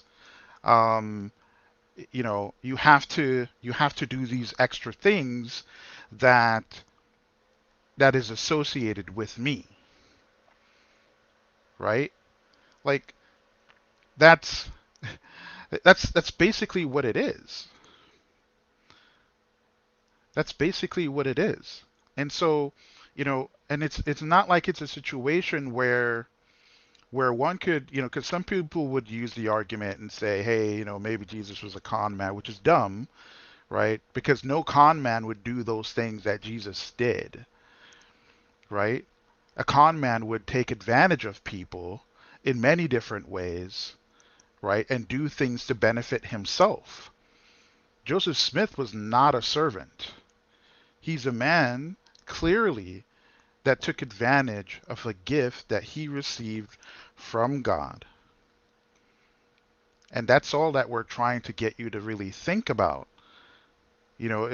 Listen, if it was a situation where you use like Paul or, I don't know, one of the disciples or maybe one of the other prophets to kind of build a personality type thing, right? Like, I mean, I guess, right? But he doesn't even meet their level of holiness behavior wise. Like, he doesn't. So why keep the middleman? What is it about this specific middleman that is so transcendent that he alters the direct instructions of God incarnate on earth?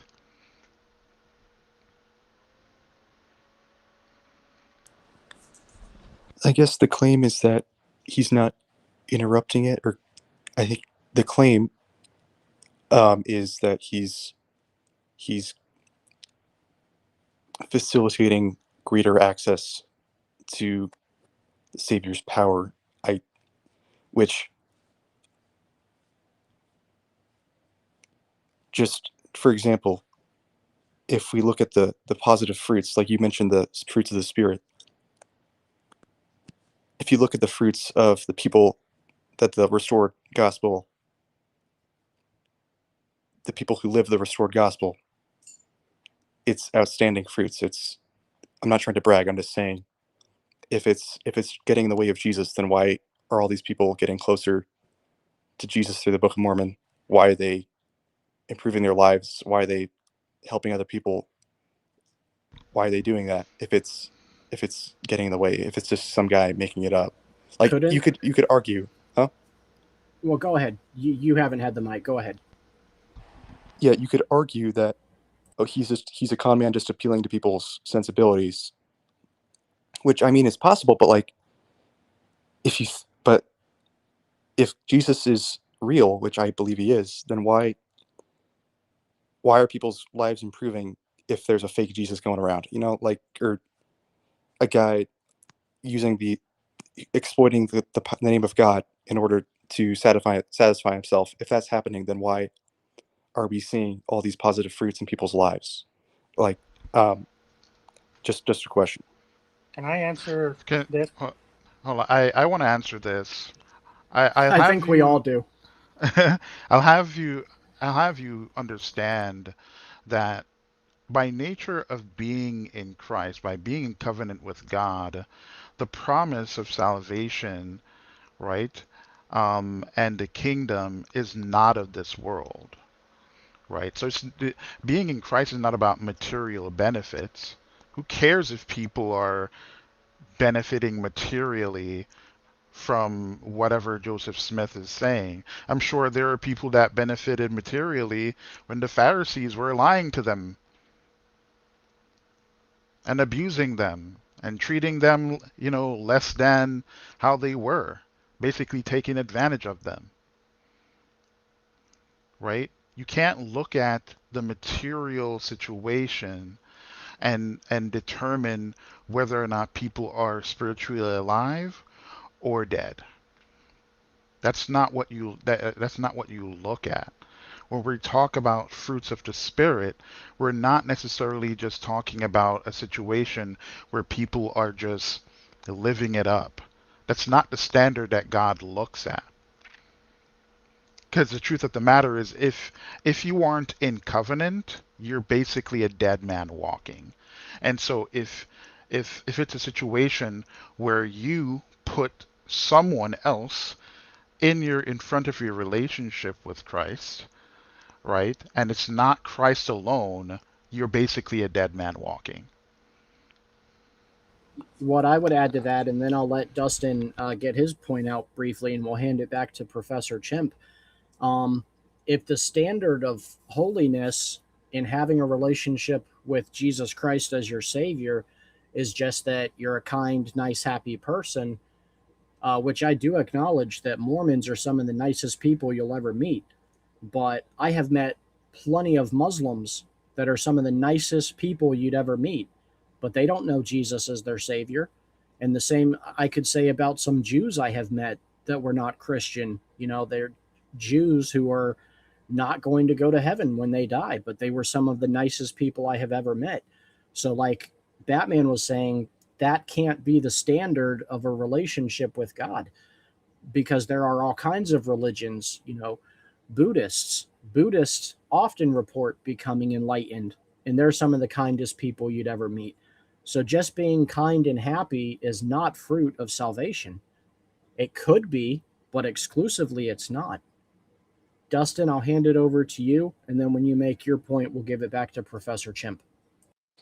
Yeah, and when I came out of this, and I've been, kind of going through this process with God, last year he put it very heavily on my heart because I was getting something wrong. And he told me, referring to the members of the Church of Jesus Christ of Latter-day Saints, he told me that those are my people. And that was hard for me because I'm like, yeah, but they're not believing the truth. And he kept drilling it in my head. I know, but they are my people. And then he reminded me through this process, the nation of Israel is God's firstborn son. I don't know if you know that. People don't relate Israel as God's firstborn son. Moses, when he said to the Pharaoh, let my people go, he also said, let my firstborn son go. And that made sense to me finally, is because the nation of Israel is God's people. But yet, how many times throughout history have they veered off track, started worshiping idols, false gods? They found themselves in disobedience even though they were his people. And I began to understand the role that God was having in my life with bringing me out and teaching me what he has. He's saying, even though they're my people, they're in disobedience with me right now. They're believing in false gods, believing in a false Jesus, the Jesus of Mormon. Gordon B. Hinckley even admitted this. He said that there is truth, that we believe in a different Jesus than the one in the Bible, that Christianity believes in. Is the fruits of Mormonism, if you want to look at the sheep's clothing and ignore the wolf underneath, the fruit of people that do have a heart for God generally do produce great things. Charity, giving, family, helpful things of other people. These are great things that the Mormon family as a whole has, and that's why it's so hard for anyone that chooses that they want to depart from being a member of the church, is because of those fruits. But when it comes down to, when you mentioned earlier, Professor Chimp, is that you claim that Joseph Smith had access to authority and to things. But when you actually look at the doctrine that Joseph Smith has brought into the LDS church as its core themes, he does not believe the God of the Bible for who he says he is. Joseph Smith introduced that God was once a man who lived on another planet, who grew to become a God, and just like Mormons do now, and now he's our father, and now that God is doing this process, and we have a chance to go through and be like him. That is a different God than the God of the Bible. And I hope you can see that, because Mormonism tries so hard to say we believe in the same God, the same doctrine in the Bible, but the facts remain, no, it's not. It's a different gospel. The prophets and apostles of the Mormon church right now preach things that are not in the Bible. One of the recent ones was President Nilsson. He would mention all the time, along with many other Mormon leadership, talking about our heavenly mother, that is not a doctrine of the Bible. The Bible does not teach that God the Father is married. It does not teach about polygamy, but these things are things that are brought in with the Mormon church with a different God. And that the Bible teaches that God is Jesus, manifest in the flesh. The Mormon Jesus was created by the Father, Heavenly Father, which is again a different Jesus, because the Jesus we have here was not created. He has been eternal, but the Mormon Jesus is not eternal. And then the Mormon doctrine is different. You have to work yourself into whatever you want to get. If you want to become a God, you have to be perfectly obedient unto the doctrines that the Mormon church, in order to earn that right to become a God, to enter the celestial kingdom. There is no grace of salvation. And like Odin brought up, is that the New Testament teaches that Jesus offers us salvation through a free gift of grace. It is not earned, it is not something you can do. Mormon doctrines teach about separating salvation from exaltation. Teaches that we're saved, but if we want to become God, we'll be exalted like Jesus. And just highlighting some points so that you can see that Mormon gods, the Mormon Jesus, Mormon Heavenly Mother, the Mormon prophets, the Mormon doctrine teach something radically different that is not in the Bible, despite being able to handpick some stuff out. So when God was telling me that these are my people, despite them being in error, I understand it, because that's exactly what the Israelites did. So they are God's chosen people, yet they find themselves in disobedience constantly. They created the golden calf. When God himself freed them from Egypt, they turned around and created the golden calf. Throughout that, they've always struggled with being obedient to God's law. That doesn't mean that they're not his people. And I began to understand that people, regardless of your religion, if you believe in God, like the Jehovah's Witnesses, the Seventh-day Adventists, the Mormons, Israelites, right? These people, if they believe in God, I believe that that's what God is meaning, that they are my people.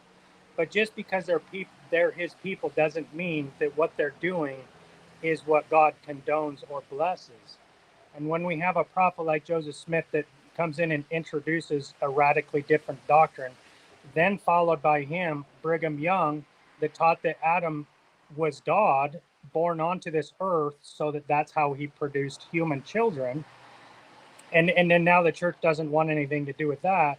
How can we trust that the church is true when even the prophets of the Mormon church believe in different visions and views of who and what God is? Joseph Smith changed his view on God, and it's reflected in his stuff. And so that's all I wanted to bring up, is you can be a member of the LDS church and be considered one of God's people. I don't believe that you are God's child until you truly believe in Jesus as the true Jesus. You know, he says in the scriptures, "Who do you say that I am?" Well, the description that Mormons give of Jesus doesn't line with who Jesus says he is. So they believe in a different Jesus, and that was reflected by Gordon B. Hinckley. And so that's what I want to point out, is you can still be considered one of his people, but you're in disobedience by believing in false gods, prophets, and doctrines. Hey guys, we're going on almost the 3-hour mark. So I'm going to wrap this up in the next 10 minutes. And then this same day next week, we're going to do our next open panel, open to LDS members. But I want to go ahead and let everybody get their final thoughts out. But I would like to give the lion's share of the time to Professor Chimp. Yeah, I'll just make it quick. Yeah, I understand what I totally understand. Take your time, brother. I totally understand what you're saying, Dustin. I respect that. I understand you. I guess what I would say is just addressing I'm Batman 144's addressing this point. I guess I wasn't talking about material benefits. I was talking about like charity, like becoming a better person, like what the commandments tell you to do. Like I think that they've like putting aside like beliefs about like Jesus. Like I do think that the church affirms Jesus is eternal and uncreated. I do think that, but just putting aside that, like, I'm pretty sure it's undeniable that, again, I'm not trying to brag. I'm just saying, if you're going to make this claim that that that what is it? I'm just saying that it's undeniable that LDS members have overwhelmingly positive benefits, like as outlined in the New Testament, like charity, long suffering, all that good stuff. Like it's not just material benefits, but what I'm saying is, I just wanted to like have one question before I log off here. Is there, you can make all these points, and they're very fair questions about why either Joseph Smith or the Book of Mormon or Book of Abraham doesn't add up, and that's very fair. Like, those are fair questions to look into. But I'm saying, have you looked into like the positive evidence? And one thing that I think is different is, Stephen, you were saying that you've met wonderful people from Buddhist backgrounds, from Muslim, from Judaism, and I would say, like, yeah, I think that they have fruits of the spirit. I think they have a real relationship with either Allah, which I would say is God. Not obviously not like, I'm not trying to be blasphemous, but like I think that they're at least attempting to commune with the real God. And I think Jews also have a real relationship with God. I think Buddhists have a relationship with at least like the transcendent. And I think that they have real positive fruits from that. And the difference is, I think LDS folks think that they're going to receive a kingdom of glory, while creedal Christianity thinks that it's all or nothing. It's like either grace, or you either accept grace or you don't. And which I guess is true to a degree, but like it's I think there is positive evidence for the restoration, and I think we could explore that next week, if you guys are open to that. But I'm just saying, I think you guys have valid points. I think you have valid questions, but I think there's more to it, I guess. Okay, yeah. And I want you to know, we really hope you come back next week. And I actually put my Facebook information in the private chat. So if you want to click on that and add me on Facebook, I can even, if you'd like, put you in a group chat with all of us, all different backgrounds, and we kind of just hang out. It'd be cool to have you there. But at the very least, definitely come back next week. Just for my final closing thought, to kind of not rebuttal, but reply to what you just said, I can agree with a lot of it, that the Muslims do in some way know God, or they want to know God. And the same for the Jews who are outside of Christ, and the same for the Buddhists. But the Bible's very clear, and the Bible is the authority. It's that there's only one way to the Father, and that's through Christ Jesus. There's no open window that a Jew who's outside of Jesus or a Muslim outside of Jesus can sneak in through. There's no eternal glory for anyone outside of a personal relationship with Jesus. And it can't even be just any Jesus. It has to be the Jesus that is God in the flesh, right? It has to be the Jesus who was the God of the Old Testament. It can't be a Jesus that's not eternal or that was created. That is not a Jesus that can save us. And I want you to know also that all these conversations we do in love. None of us want to be up here just winning arguments with LDS members or making them look dumb. Like, that doesn't benefit us at all. All of us on this panel tonight are here because we love you guys. And I especially, I'm sure all of us on here, see a great zeal to serve the Lord in the members of the LDS church. Our concern is that it's not the Lord of the Bible. And, we just want to help you get into the body of Christ, because, if we could win over the Mormons, the LDS members, to the actual Christian faith, we could turn this world upside down. Like, with you guys on our side and your gift for evangelism and your passion for family and community, if we could incorporate that back into the Protestant movement, we would be on fire. There would be no religion or system in the world that could stop us. But, you know, it breaks our heart, because in our worldview, all the wonderful things your church does is in vain, because it's not for the Christ that is the Christ of the Bible. And I'll pass out the mic for whoever else wants to go. Yeah, I'll make my I guess. finish, unless you want to go. Oh, no, go DC. I'll go last. Okay.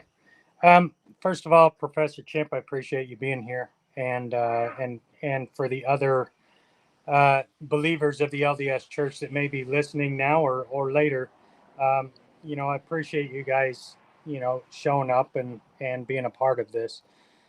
The thing that God gave me is, you know, it's not our job to convince anything of anything. Our job is just to provide the evidence, and then plant those seeds, and then it's the job of the Holy Spirit to convict you whether what we say is true or not. With that said, I also want to mention that there's a scripture that came to my mind. It's Hosea 4:6. My people are destroyed for a lack of knowledge. Because thou hast rejected knowledge, I will also reject thee. That thou shalt be no priest unto me, seeing that thou hast forgotten the law of thy God, I will also forget thy children. With that, I also want to tie it into, as a former Mormon, I was taught the idea that the Bible is insufficient, that we need more, because there's no way that the Bible can contain the fullness of the gospel. Having left the church and come to the knowledge of God through the Bible, I have come to know that the Bible does have everything a person needs contained within it to be saved. I know what to do. I know how to do it. I know who God is. I know what God is. All of the information that is pertaining to my salvation is contained within the Bible. And I do not need anything outside of the Bible to be saved. That is enough information.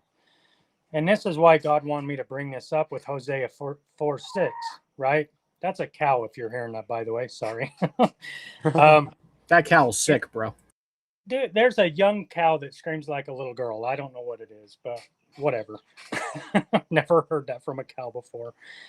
But my thing is, and I think this is exactly, I see why God wanted to bring this up, is Mormons reject the doctrine, the teachings in the Bible, and believe that we have to have more, that what God provided for us through him as a man, Jesus, and the apostles that he gave us, that is insufficient. So we need more prophets, we need more doctrines, we need more teachings, we need all of these things that are more, because the Bible isn't enough. And him bringing this Hosea 4:6 up, again, my people are destroyed for a lack of knowledge. Because thou hast rejected me, I will also reject you. Rejecting the Bible as its final authority, that it contains all that we need, is what God is saying. You don't need more. You don't need a Joseph Smith. You don't need the prophets or the apostles of the Mormon church. You don't need the Book of Mormon. You don't need these other things, the Pearl of Great Price, Doctrine and Covenants. You don't need that. If you think you do, then you're rejecting God and what he has given. And if you do that, he will reject you also. So I just want to place it to you guys again. God has told me that you believers of the LDS Church are God's people. He sees you, he recognizes you, but he also wants to tell you that you're believing a lie and you're adding to something that God says we shouldn't add to. His word is complete. His salvation is complete. And we don't need more than to believe. And I'm going to add this too, just to make it very clear. If someone is to be saved, we're saved by faith, not by works. If you truly have faith in Jesus Christ as your Savior, then your works are going to be your testimony of your faith. It is not by your works that you are saved, but it is by your faith and your works are your testimony saying that I really, truly do have faith and believe. And with that, I'm done. Mr. Batman. Hello. What are your closing thoughts, sir? Oh man, you know, I just want to say that we definitely do appreciate Mormons coming in to have these conversations, um, especially considering what is at stake. And it's unfortunate because it's a situation where it's another situation where a man who had a gift decided to abuse the gift, right? And essentially build a whole religion around himself using our Lord and Savior, right? Using salvation only to lead people away from it. And, if you're a person where, you want the truth and you have access to truth, Jesus Christ said that He is the truth and the life. If you have access to the truth and the life, you don't need anything else in order to have eternal life. You don't need anything else.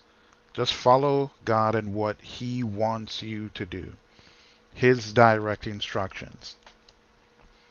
You don't need to listen to anyone else except for His disciples. Because whatever His disciples say, He ordains those things. Whatever they say are bounded in heaven as in and earth, right? So, I encourage you to engage in more direct Bible study to truly understand who Christ is, what He wants from you, right? He is the only intercessor that you need when it comes to your relationship with God the Father to remain in covenant with Him. You don't need anyone else. You don't need any extra information. You don't need any extra rituals. You don't need to do any extra work. He laid the foundation Himself. I can understand if it's a situation where, you know, He sent someone else, but God incarnated and set the foundation Himself. He taught us Himself. He sacrificed Himself. He taught us directly how we should be in covenant with with the Father, right? Like He taught us everything we need to know in order for us to basically maintain a relationship with Him, right? Like He taught us all of those things, and that's all that we need. We don't need anything else. We don't need anyone else. Just focus on what He wants from you, right? Don't look at the outward stuff. Just because someone is rich and nice and doing well, that doesn't mean they're saved. Right? That poor little grumpy guy who's probably homeless, that man is probably praying every night, asking for forgiveness, doing his best to help people and to love his neighbor. Right? We don't look at the outward appearance and the abundance that people have to determine their relationship with God. We don't look at those things. That's not how you make that type of judgment. So I implore you, engage in more Bible study, ideally with us, and hopefully we can lead you to the truth, to a Christ that is God, right? He's made it clear. If you don't believe I am, I'm not even going to add the He, because the He is not even supposed to be there. He just said I am. If you don't believe I am, you will die in your sins. He said it Himself, plain as day. There's nothing to interpret there. And so if you don't believe who he says he is, that's what's going to happen. And so if another man comes and says, "Hey, that Jesus, right? He's not who he says he is." What does John and Peter say you should do to a person like that? Don't believe them. So that's all I have to say for now. It's a pleasure listening, obviously, to all of you gentlemen. But I sincerely hope you come back and we can talk a little bit more and engage in some Bible study. Because the good thing is that you don't reject the Bible, right? And so we can actually use something that you see as an authority to engage you, to bring you to the truth of Jesus Christ. Amen. Thank you guys for coming, and same time next week, we'll pick up where we left off. Next week, the theme of the episode is going to be the LDS theology of heaven, the celestial, telestial, and terrestrial heavens. So should be good, but it's going to be an open panel, so I'm sure we'll go down all kinds of avenues. Oh, the debate. That's Talk about the Saturday. debate. Yes, Well, you got to remind us. Yes, we have a debate between LDS apologist Robert Gurr and our own DC here, which will be this Saturday at 7 p.m. DC. Does that sound right? I always got to convert. I'm in Hawaii, which will be, was that 2, I'm trying to remember, 2:30 p.m., which would be, 5:30 p.m. Pacific. So, is that right? Something. Don't ask me, dude. I was old school. I'll have to remind, but I think it was, it should be 2 p.m. Hawaii time. So that would make it 5 p.m. Pacific, and then that would be 8 p.m. Eastern. Man, y'all are so far back, you might as well just be part of Europe. Damn, right? bro. And there's an Australian here, and I think they're 14 hours. No, it'd be the other way, 20 hours ahead of Hawaii, I think. Woo. Maybe I'm not accounting for daylight savings time, but I remember there was Ask him for the lottery numbers. All right. I'll see you guys later. Thanks for dropping by. Yep. Thank you.